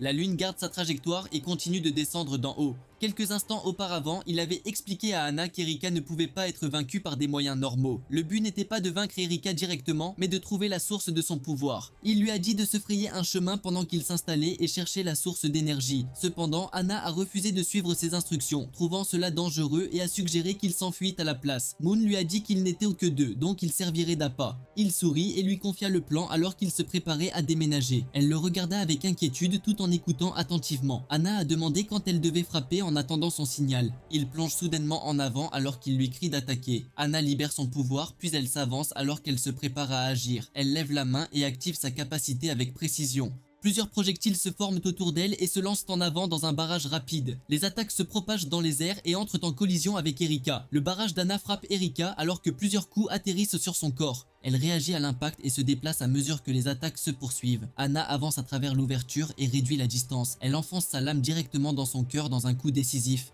Erika la regarde avec surprise alors qu'elle reconnaît sa présence. Anna la regarde et dit calmement qu'elle est revenue pour la sauver. La masse d'Erika gonfle et se propage vers l'extérieur avec une force écrasante. Anna fait irruption avec ses ailes et s'écrase directement dessus. Elle pousse plus profondément tandis que les vrilles rouges se referment autour d'elle. Anna se stabilise et gagne du pouvoir en formant des projectiles pointus. Elle s'abat avec force et lance l'attaque vers l'avant. L'attaque frappe Erika et éclate à l'impact. Anna atterrit face à elle alors que la surface tourbillonne autour d'elle. Erika explique que l'argent est normalement efficace mais n'a aucun effet cette fois. Et elle se lève en se déclarant Dieu. Soudain, elle s'arrête après que quelqu'un l'interroge. Moon saute dans les airs et appelle à une ouverture. Et il tombe avec une frappe puissante dans le corps d'Erika. Il voit l'impact fendre quelque chose à l'intérieur et pense que le noyau devrait être exposé. Et une lame tranchante transperce la forme d'Erika. Anna réagit immédiatement et utilise sa compétence Iron Emperor. Erika se déchaîne soudainement et le frappe directement, l'envoyant s'écraser au sol. Il se débat alors que les débris éclatent autour de lui et il admet que l'attaque l'a presque tué et se rend compte qu'il n'a survécu que grâce à la protection d'Anna. Au même moment, un noyau rouge brillant se forme alors qu'elle révèle qu'elle l'attendait. Erika sourit et le presse de l'accepter comme elle. Anna se précipite en l'appelant, essayant de le joindre avant qu'il ne soit trop tard. Erika bouge calmement et l'avertit de ne pas intervenir et elle attaque alors qu'Anna charge droit vers elle. Erika déclenche une lourde frappe qui frappe le sol, renvoyant Anna en arrière. Elle tremble et ses yeux s'écarquillent sous le choc. Erika voit rapidement à travers et se rend compte que c'était un truc, puis plisse les yeux et demande à savoir où se trouve l'autre personne. Anna se précipite et affronte Erika de front tout en déclarant sa colère, et elle la suit avec une frappe féroce alors qu'elle jure de la battre. L'impact explose entre eux et envoie des débris voler et Moon le regarde blessé pendant qu'il se stabilise. Une main se tend et lui dit de ne pas bouger pour l'instant. Quelqu'un lui tend une potion d'endurance et dit à Moon de boire. L'homme s'avère être Rod, et Moon reprend son souffle tout en réalisant qu'il est toujours en vie. Il remercie Rod de lui avoir sauvé la vie et se lève lentement et il se présente officiellement. Rod explique qu'Anna perdait contre Erika. Moon lui demande et dit qu'il devrait connaître la raison puisqu'il est son mari. Rod admet que c'est de sa faute et regrette de l'avoir réalisé trop tard, tandis que Moon dit qu'ils sont revenus parce que la laisser partir mettrait fin à tout. Moon dit que l'aura est écrasante et conclut qu'elle a détruit le village et utilisé quelqu'un en sacrifice. Ils se rendent compte qu'un sacrifice a été utilisé et se souviennent d'avoir vu les conséquences du meurtre de quelqu'un par Erika. Ensuite, ils identifient la source de son pouvoir comme étant le cœur incrusté dans sa poitrine. Erika crie qu'elle veut seulement que son amour soit accepté, puis se déchaîne en demandant pourquoi tout le monde la rejette. Il déclare que Moon et Rod sont déjà partis et le désigne comme le sacrifice final. Erika s'arrête soudainement pendant que Rod fait semblant de tenir Moon en otage. Erika appelle Rod tandis qu'Anna panique et se précipite en lui disant de lâcher prise. Erika balance son bras massif tandis qu'Anna rassemble son pouvoir et bloque son attaque. L'impact est si puissant qu'Erika écrase Anna au sol. Erika déclare qu'elle retrouvera Rod et n'a plus besoin d'Anna, puis dit qu'elle savait qu'il l'aimait et prétend que le sacrifice est maintenant terminé. Elle s'approche de lui et le touche, tout en insistant sur le fait que tout redeviendra comme avant et qu'ils resteront ensemble. Elle rejette ensuite Anna comme étant toujours sous contrôle et dit qu'elle s'occupera d'elle plus tard, et ferme finalement son regard alors que Rod lui dit qu'ils resteront ensemble pour toujours. Rod regrette de ne pas s'en être rendu compte plus tôt et accepte la situation, puis s'avance et la poignarde en disant qu'il va expier. Plus tôt, Moon avait averti que le plan était trop risqué et avait déclaré qu'il serait difficile de s'en rapprocher à nouveau. Rod a expliqué que sa forme sanguine était plus petite que son vrai corps. C'est pourquoi elle s'est exposée au combat et a finalement déclaré que c'était la seule façon pour elle de cibler avec précision Anna tout en l'écartant calmement. Rod a déclaré qu'il agirait comme un véritable appât et a juré de le retenir, même au prix de sa vie. Moon lui a dit de ne pas dire cela tout en le remerciant. Actuellement, Erika le remarque et appelle Rod, puis il crie de colère alors qu'il se heurte à nouveau à elle, tout en condamnant le dieu maléfique. Moon force la masse rouge à sortir alors qu'elle réagit violemment. Il verrouille et attrape le noyau puis le retire tout en réalisant qu'il doit être détruit. Erika crie et essaie de le reprendre, mais Moon tient bon malgré la réaction qui le déchire.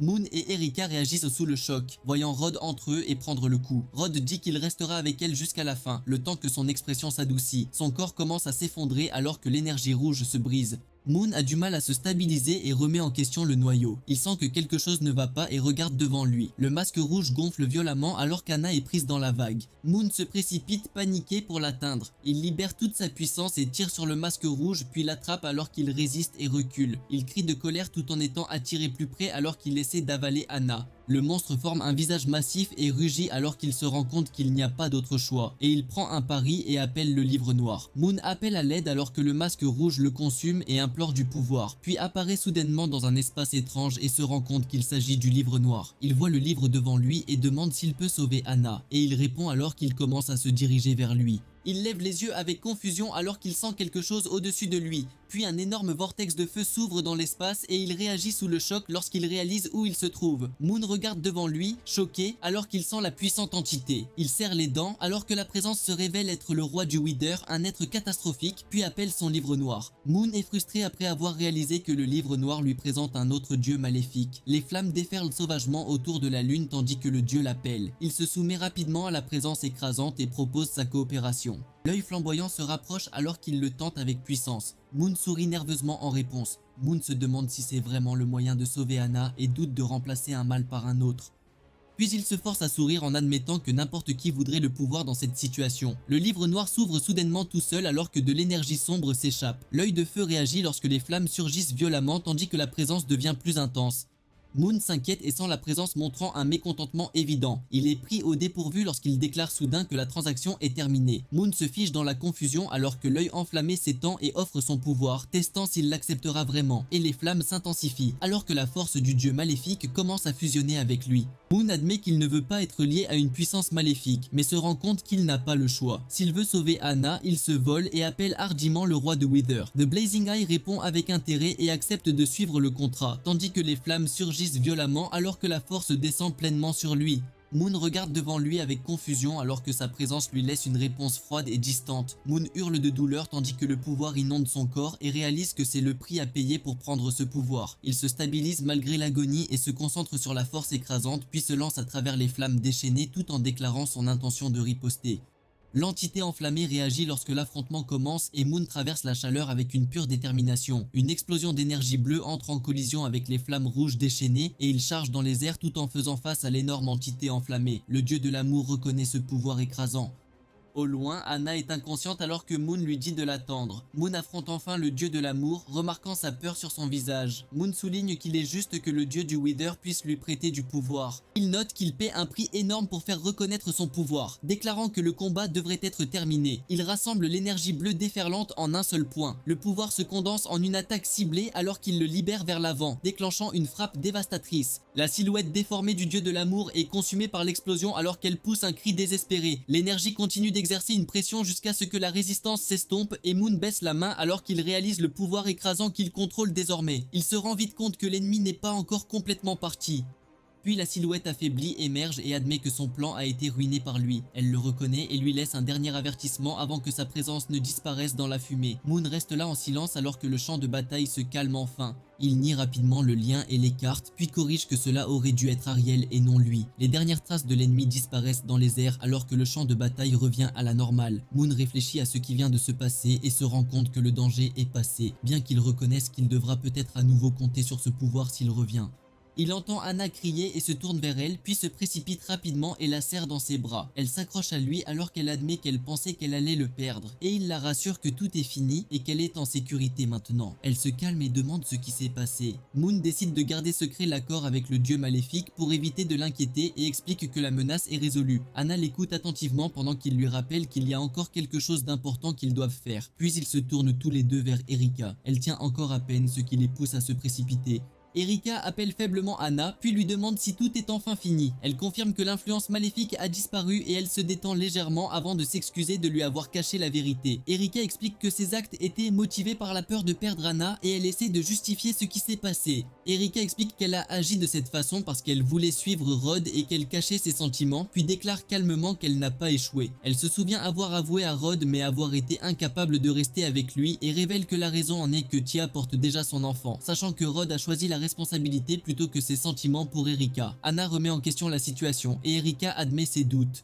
Elle révèle ensuite qu'elle s'est tournée vers le dieu maléfique pour confirmer la vérité. Elle se souvient avoir fait ce vœu qui a conduit à une issue violente qu'elle ne peut annuler. Erika a appris que tout était construit sur un mensonge et en a accepté les conséquences. Réalisant trop tard à quel point les choses sont allées, Rod a vu ce qui s'est passé. Alors Erika a de nouveau fait un deuxième souhait pour que Rod accepte son amour. Erika aurait souhaité rencontrer Anna plus tôt, puis elle pleure car elle regrette de ne pas avoir avoué son amour pour Rod auparavant. Elle espère qu'Anna pourra aussi trouver le bonheur pour lui prouver qu'elle a tort. L'amour peut aussi apporter de belles choses. Dans un avion calme, les tombes d'Erika et Rod reposent côte à côte à ciel ouvert. Anna dit qu'elle va bien maintenant alors qu'elle se prépare à aller de l'avant. Moon va à côté d'elle alors que les noms d'Erika et Rod restent sur le marqueur. Ils lui rendent discrètement hommage et Moon l'ignore alors que l'affaire est officiellement réglée. Il remarque que quelque chose dérange Anna et demande ce qui ne va pas. Elle admet qu'elle a pensé à Erika et se rend compte qu'elle s'est trompée. Anna se demande si ce qu'elle ressent est vraiment de l'amour. Moon y réfléchit et suggère qu'elle a peut-être confondu la possessivité avec l'amour. Elle réfléchit à ses paroles alors qu'ils luttent tous les deux pour définir clairement la différence, réalisant à quel point les émotions peuvent facilement être mal comprises. Moon lève les yeux vers le ciel clair et se demande ce qu'est réellement l'amour, puis se tourne vers elle et lui demande si elle a autre chose à dire. Anna hésite et se souvient d'un moment où il a suggéré qu'ils pourraient être ensemble, puis rassemble son courage et demande s'ils peuvent recommencer. Moon fait une brève pause et elle poursuit rapidement en confirmant leur prochaine destination. Elle explique timidement qu'elle continuera à le servir, mais hésite en essayant d'exprimer ses sentiments. Moon tend soudainement sa main et arrête sa phrase. Il la conduit doucement sans hésitation et il lui dit qu'il rentre chez eux. Anna sourit doucement alors qu'il continue de marcher, tandis qu'il se sent soulagé de savoir que les choses se sont terminées sans autre problème. Il pense que le résultat a changé et que le pire des cas n'existe plus. Il se couche après son retour chez lui.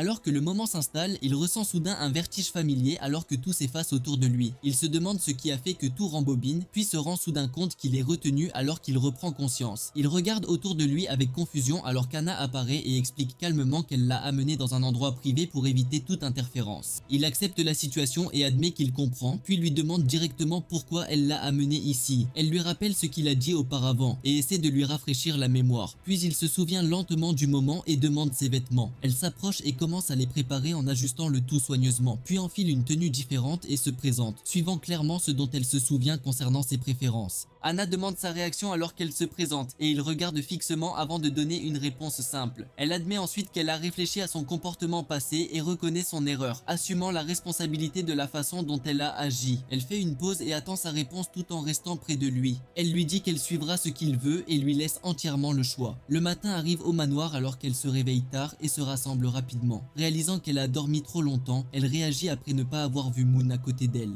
Elle s'habille immédiatement et entend un son étrange résonner dans la pièce. Anna regarde autour d'elle avec confusion tandis que Noël lui demande comment elle se sent. Elle explique que Moon leur a dit qu'Anna s'était reposée plus tôt parce qu'elle ne se sentait pas bien. Elle regarde les chats et commence à réaliser qu'ils ont été amenés par Moon plus tôt dans la matinée. Winnie explique que les chats sont des chats errants dont elle s'occupe et espère leur trouver un foyer convenable. Elle partage que Moon lui a donné de l'argent pour l'école et l'a aidé. Anna se demande si avoir plusieurs chats n'est pas trop, mais apprend qu'ils ont tous été réunis pour ne pas être séparés. Monica, l'autre femme de chambre, assure à Winnie que Moon autorise les visites à tout moment. Anna demande alors où il se trouve et on lui dit qu'il vient de rentrer et qu'il devrait être dans sa chambre. Elle se dirige vers sa porte et appelle alors que Moon lui dit d'entrer. Il explique qu'il l'a vue dormir plus tôt et a choisi de ne pas la réveiller. Elle se précipite soudainement et le serre fort dans ses bras, soulagée. Anna lui dit qu'il lui a fait peur et pensait qu'il était retourné à l'université sans le lui dire. Il la rassure en lui disant au revoir en premier. Anna demande alors pourquoi il est allé au marché et est revenu avec autant de chats. Et Moon explique que cela a commencé lorsqu'elle a mentionné en vouloir un.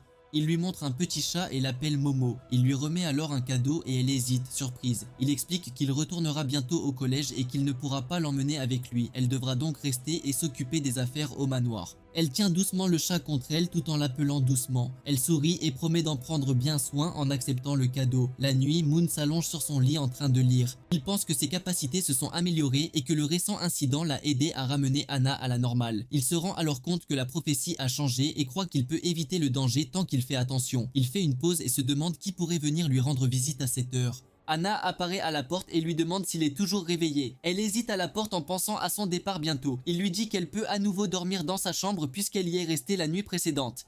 Elle s'assoit sur le lit et admet qu'elle ressent la même chose qu'avant. Il se rapproche soudainement et l'arrête. Moon sourit et suggère de faire autre chose à la place. Anna s'allonge à côté de lui et lui demande doucement si cela lui suffit. Il la rassure et lui explique calmement que ce qui compte c'est de se comprendre. Elle se rapproche et admet qu'elle ne veut pas être séparée de lui. Elle dit que même quelques mois lui semblent trop longs, tandis qu'il lui dit gentiment de lui écrire s'il lui manque. Il s'arrête soudainement comme s'il ressentait quelque chose d'inhabituel. Un étrange message apparaît dans le livre noir, indiquant que Moon continuera à souffrir.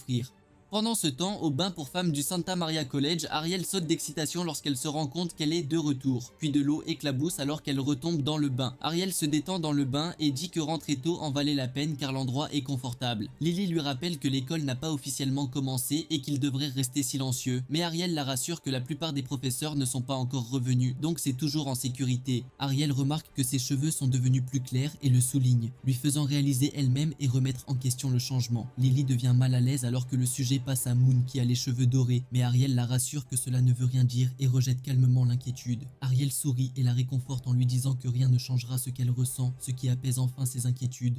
Ariel s'énerve soudainement lorsqu'elle se souvient de l'incident et l'avertit de rester à l'écart de Moon. Lily explique que l'assassinat a été évité grâce à Celia et qu'on lui a demandé de le soigner par la suite. Elle se souvient de Moon grièvement blessé alors qu'elle le maintenait en vie jusqu'à l'arrivée des secours. Ariel admet qu'il a été courageux pour protéger la princesse, mais il ne l'aime toujours pas. Elle admet que ses actions ne correspondent pas à sa personnalité habituelle et remet en question son comportement, puis se calme et décide de laisser tomber le sujet alors qu'il continue de se détendre dans le bain. Ariel soulève avec désinvolture une question qu'elle pose depuis un moment et s'interroge sur un changement étrange, qui est balayé par une réponse simple. Le temps passe et il retourne enfin à l'académie. Moon arrive à l'académie et est impressionné par sa grandeur, puis pense que tant qu'il évite les ennuis, tout devrait se passer sans problème. Tandis que les étudiants se précipitent devant lui et qu'il s'arrête pour observer le campus animé. Moon remarque une agitation à venir et demande ce qui se passe, seulement pour qu'Ariel confronte Emon, l'un des partisans de Moon, et l'accuse de causer à nouveau des problèmes. Eman montre grossièrement Ariel et insulte ses antécédents, mais elle l'arrête calmement et lui dit de partir s'il n'a rien de mieux à faire. Eman sourit et abandonne l'acte alors qu'il s'avance, puis déclare hardiment un défi devant tout le monde, la laissant confuse. La foule murmure en remettant en question ce défi injuste, tandis que Moon observe calmement et se rend compte qu'elle est constamment entourée de problèmes. Ariel reste calme et souligne qu'Iman l'a déjà défié à plusieurs reprises auparavant, mais il insiste sur le fait que cette fois, ce sera différent car il se déclare avec confiance comme le loup de Campbell et la menace. Laissant Moon surpris par l'intensité soudaine, Ariel accepte le défi et se prépare à répondre. Puis la foule réagit soudainement et reconnaît Moon parmi la foule. Il est choqué et se demande pourquoi il est traité comme le cerveau. Tout le monde remarque Moon et l'appelle par son nom à son arrivée. Les filles chuchotent et répandent des rumeurs selon lesquelles il emmènerait des filles. Il continue de lui associer les disparitions et les lieux abandonnés. Moon s'avance et se sent mal à l'aise d'être blâmé. Soudain, quelqu'un l'aperçoit et l'appelle à son arrivée. Ariel dit qu'il est toujours inutile et remet en question ses actions. Moon réagit calmement et qualifie son comportement de malveillant. Ariel lui rend son regard froidement et dit que ça lui va bien. La foule regarde la tension monter et se demande s'il va déclencher une bagarre ou la défier. Ariel est soudainement troublée en voyant Moon s'excuser auprès d'elle. Elle a l'air surprise et silencieuse, tandis qu'Emon intervient avec colère et se demande pourquoi Moon s'excuserait. Iman déclare qu'il est venu défier Ariel pour lui redonner sa fierté, mais Moon le regarde et lui demande si quelqu'un lui a dit de faire ça. Iman hésite et admet que c'était sa propre idée et que personne n'était derrière. Il est ensuite appelé et réprimandé pour avoir causé des problèmes sans raison. Il dit à Aman de s'excuser puis lui remet de l'argent pour régler la situation et évacuer la foule. Aman est stupéfait lorsqu'il réalise que Moon vient de l'appeler son frère. Ariel se demande ce qu'il compte faire alors que la tension atteint son paroxysme. Les étudiants s'inclinent soudainement et s'excusent bruyamment auprès d'elle, puis répétant cela pendant que d'autres suivent. Aman disperse rapidement la foule et dit à tout le monde de partir. Ariel remet en question la situation avec désinvolture alors qu'il se tient à côté d'elle. Moon lui fait alors face et lui dit calmement qu'il a changé et qu'il veut arranger les choses. Ariel remet en question sa sincérité alors qu'il insiste pour s'excuser devant tout le monde. Il joue un rôle sérieux puis s'incline soudainement et continue de s'excuser. Elle l'arrête rapidement, gênée par la scène qu'il provoque. Il essaie maladroitement de s'expliquer alors que la situation devient de plus en plus inconfortable. Moon fait soudain une remarque inappropriée et se rapproche. Il continue de parler d'une manière étrange et maladroite qui ne fait que l'irriter davantage. Ariel le frappe immédiatement et le repousse. Elle se tient au-dessus de lui avec colère et dénonce son comportement. Moon recule rapidement et s'excuse à nouveau tout en lui assurant qu'il ne causera plus de problème. Moon explique qu'il avait prévu de s'excuser correctement mais qu'il n'avait rien d'approprié à offrir. Et Ariel accepte le simple geste qu'il propose à la place. Il promet de se rattraper à l'avenir alors qu'il se tourne pour partir.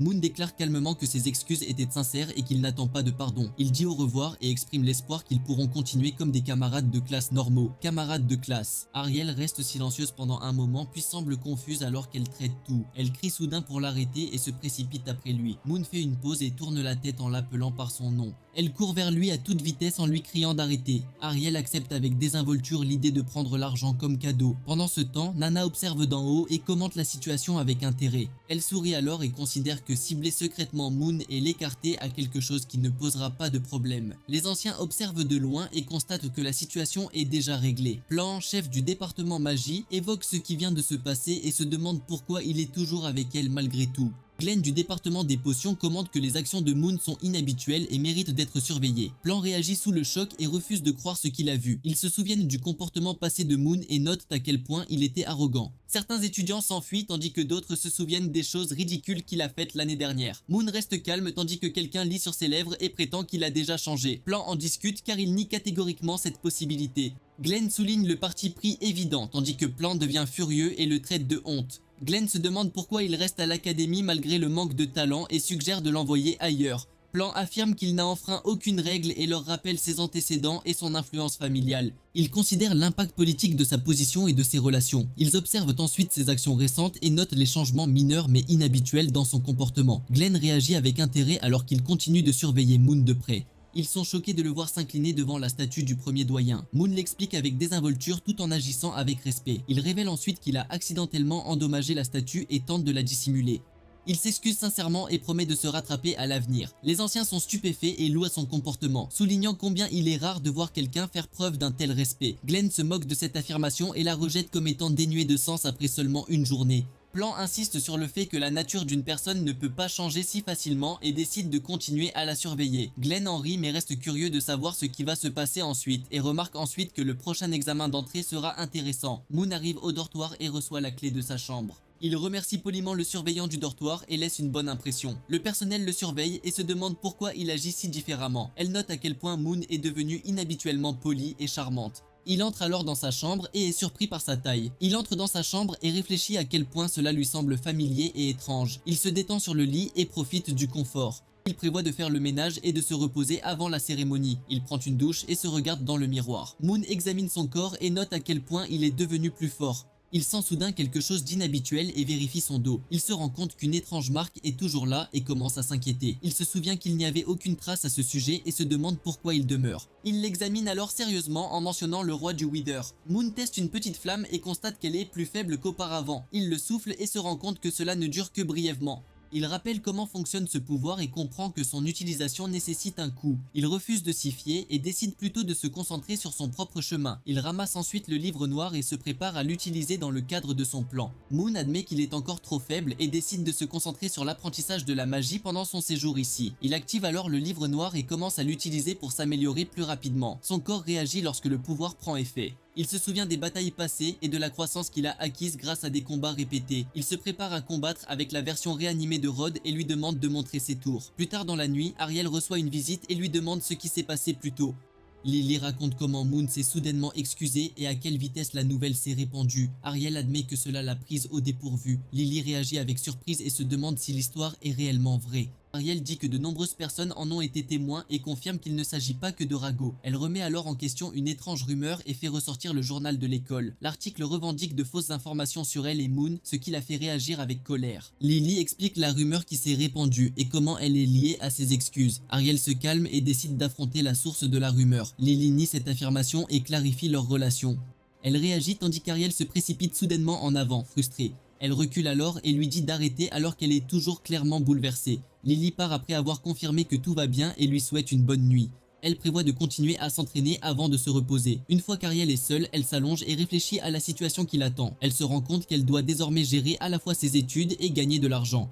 Elle exprime alors sa frustration et crie de colère. Ariel demande à son maître s'il existe un autre moyen de gagner de l'argent que le marché noir. Linda apparaît et taquine sa situation tout en répondant calmement. Elle explique qu'il existe de nombreuses façons de gagner de l'argent, mais que la situation actuelle rend les choses difficiles. Ariel s'étire et rappelle les risques liés à l'utilisation de méthodes puissantes. Linda suggère d'apprendre la magie ordinaire à la place, mais Ariel refuse. Ariel réfléchit à la façon dont les choses ont mal tourné et regrette de ne pas avoir agi plus tôt. Linda lui suggère alors un moyen simple de gagner de l'argent. Elle évoque sa promesse de compenser ses excuses. Ariel rejette immédiatement l'idée et refuse d'accepter de l'argent en échange. Linda continue de la tenter avec une somme plus importante, mais elle refuse fermement et insiste sur le fait que c'est une question de principe. Linda trouve sa réaction amusante mais note qu'il s'agit d'une occasion manquée. Elle admet alors qu'il semble sincère aujourd'hui. Pendant ce temps, Moon lit en position couchée et semble épuisé. Le matin, Plan parcourt le campus comme d'habitude et se dit que le travail acharné porte ses fruits. Il remarque que le terrain est vide et pense que les nouveaux étudiants de cette année ne sont pas impressionnants. Il rappelle comment l'ancienne génération se levait tôt pour s'entraîner contrairement à l'actuelle, puis soupire car la cérémonie d'ouverture n'est que dans 2 heures et personne n'est réveillé. Soudain, Moon le dépasse à toute vitesse sur la piste. Plan le remarque et devient curieux à mesure qu'il l'observe de plus près. Il loue la discipline des étudiants et le considère comme un bon exemple pour les autres. Il appelle celui qui court sur la piste et lui demande de venir. Moon s'arrête et salue Plan calmement. Soudain, Plan est choqué lorsqu'il réalise qu'il parle à Moon. Il explique qu'il fait juste sa course matinale tout en essuyant sa sueur. Il ajoute que même un exercice léger contribue à améliorer son humeur avant le cours. Plan remet en question son raisonnement mais écoute pendant qu'il parle. Il dit alors qu'il lui reste encore 3 km et qu'il continuera à courir avant de repartir. Plan le regarde s'enfuir et se méfie de son changement soudain. Il conclut que Moon n'est pas ordinaire et décide de le surveiller de près. Arya se précipite dans le couloir tout en tenant des documents, l'air paniqué. Elle arrive au syndicat étudiant et espère ne pas être en retard. Elle jette un coup d'œil à l'intérieur mais on lui dit immédiatement qu'elle est en retard de 5 minutes. À l'intérieur, Celia est assise calmement au bureau tandis qu'Arya s'excuse rapidement. Elle la corrige et lui dit d'arrêter d'utiliser des titres formels à l'école, puis lui rappelle de s'adresser à elle correctement. Arya remet les informations collectées aux nouveaux étudiants, tandis que Celia examine calmement les documents à son bureau. Elle mentionne qu'elle prépare un discours et souligne l'apparence fatiguée d'Arya. Arya réagit nerveusement lorsqu'elle réalise que cela a été remarqué. Celia se demande si elle a continué à lire des romans et prévient que de telles histoires pourraient affecter sa discipline. Elle envisage alors d'interdire ses livres, ce qui fait paniquer Arya et la supplie de ne pas le faire. Celia se tient près de la fenêtre alors que la brise entre et réfléchit calmement que le printemps est arrivé plus tôt que d'habitude. Arya écoute et mentionne qu'il neigeait encore dans sa ville natale à son retour. Elle tend alors la main pour nettoyer les étagères, mais entend soudain quelqu'un l'appeler. Elle fait une pause et se retourne avec un air confus. Arya remarque que Celia la regarde et lui demande ce qu'elle regarde, puis voit Moon. Elle réagit avec agacement et suppose qu'il a encore causé des ennuis. Arya se demande pourquoi Celia n'est pas au courant, mais elle admet simplement qu'elle n'en a aucune idée. Réalisant quelque chose, Arya se précipite chercher un journal qu'elle a oublié de soumettre. Elle revient avec et montre un rapport sur Moon baissant la tête en signe d'excuse. Arya explique que l'article affirme que Moon a abandonné Ariel et a même eu un enfant avec elle. Elle ajoute des rumeurs plus exagérées sur son implication avec de nombreuses personnes. Tandis qu'elle continue, Celia la frappe brusquement pour l'empêcher d'aller plus loin. Elle souligne ensuite que le rapport est clairement exagéré et peu fiable. Elle lui rappelle de vérifier les petits caractères à la fin où il est indiqué que l'article n'est que spéculation. Celia donne un coup de tête à Arya et lui dit d'arrêter de lire de telles absurdités. Arya hoche la tête et dit qu'elle s'en souviendra. Elle demande alors s'ils doivent prendre des mesures contre l'agence de presse et Celia accepte calmement de s'en occuper. Elle déclare qu'elle ne permettra pas qu'un comportement imprudent ou l'opinion publique soit utilisé contre un élève. Elle reste ferme et lui dit que réparer les erreurs ne suffit pas et l'exhorte à faire ses preuves. Alors que Moon continue de courir, Celia le pousse à prouver qu'il est à la hauteur de ses attentes. À l'auditorium, les étudiants se rassemblent alors que Moon entre et traverse les sièges. Quelques filles le remarquent et chuchotent en reconnaissant qu'il est un homme de la classe supérieure. Ils admirent à son apparence alors qu'il ajuste calmement son uniforme. Il regarde et leur fait un petit sourire, attirant leur attention. Il scrute ensuite la salle et cherche soigneusement le siège qui lui est attribué. Alors qu'il entre, un groupe l'appelle rapidement avec enthousiasme. Hammond et Gru sont surpris qu'il soit arrivé tôt. Moon dit avec désinvolture qu'il n'est là que pour la cérémonie et pour voir ses frères. Ils le regardent avec admiration tandis qu'ils parlent calmement. Soudain, ils deviennent émus et lui expriment haut et fort leur loyauté envers lui. Ariel gronde soudain le groupe bruyant et les prévient que la cérémonie est sur le point de commencer. Ils se taisent rapidement et s'excusent alors qu'elle les regarde. Elle se détourne avec une expression froide alors que l'atmosphère s'installe. Quelques instants plus tard, une annonce résonne dans l'auditorium ordonnant à tout le monde de garder le silence alors que la cérémonie d'ouverture commence. Arya annonce que Celia prononcera un discours pour les nouveaux étudiants. Celia monte sur scène avec une expression posée. Les étudiants la regardent avec admiration lorsqu'ils la voient pour la première fois et admirent tranquillement sa présence. Ils commencent à discuter du syndicat étudiant et envisagent d'y adhérer. Moon observe depuis son siège et commence à réfléchir à son rôle, mais réagit soudainement lorsque quelque chose attire son attention. Moon remarque soudain que Celia regarde dans sa direction et se sent mal à l'aise. Ses partisans demandent si quelque chose ne va pas et proposent même de changer de siège, mais Moon refuse. Sur scène, Celia débute son discours et salue les étudiants. Moon écoute brièvement mais ne trouve pas cela différent des discours scolaires ordinaires et perd tout intérêt. Celia continue son discours et déclare son objectif d'étudier et d'obtenir son diplôme avec succès. Elle rappelle à chacun de rester discipliné et de suivre les attentes de l'académie. Soudain, une voix interrompt et attire l'attention de la foule. Une annonce suit demandant à tous les étudiants de regagner leur place et de maintenir l'ordre. Un membre du personnel confirme alors que tout est sous contrôle et se prépare à passer à la suite de la cérémonie. Un ours rose se présente comme le nouveau doyen par intérim et explique brièvement la situation. Il dit avec désinvolture aux étudiants de ne pas aborder leurs problèmes et met rapidement fin au discours. La foule est confuse alors qu'elle conclut brusquement. Moon regarde avec une expression stupéfaite et se demande de quel genre de doyen il s'agit. Son attention se déplace alors qu'elle se demande où se trouve l'ancien doyen. L'ours rose se comporte étrangement. Celia s'en approche calmement car elle remet en question sa présence et suggère qu'elle pourrait causer des ennuis. Elle répond qu'elle n'a pas l'intention de causer de problème et reste calme. Il continue à parler bizarrement mais elle reste imperturbable et écoute. L'ours rose nie savoir quoi que ce soit. Celia se retourne et part et fait le lien avec les recherches à long terme du doyen et se rend compte que l'affaire est extrêmement sérieuse. En avançant, elle soupçonne discrètement que cela pourrait être lié au dieu maléfique. Moon sort tout en examinant les options de cours. Il se rend compte que la plupart des sujets ne lui conviennent pas et décide de se concentrer sur la reconstruction de ses fondations en magie. Il feuillette le planning et fait rapidement son choix. Il sélectionne le cours d'introduction aux principes fondamentaux de la magie comme première étape. Il décide de changer son avenir et de devenir une personne complètement différente en 3 ans. En classe, la leçon commence alors que Moon écoute tout en luttant pour suivre l'explication.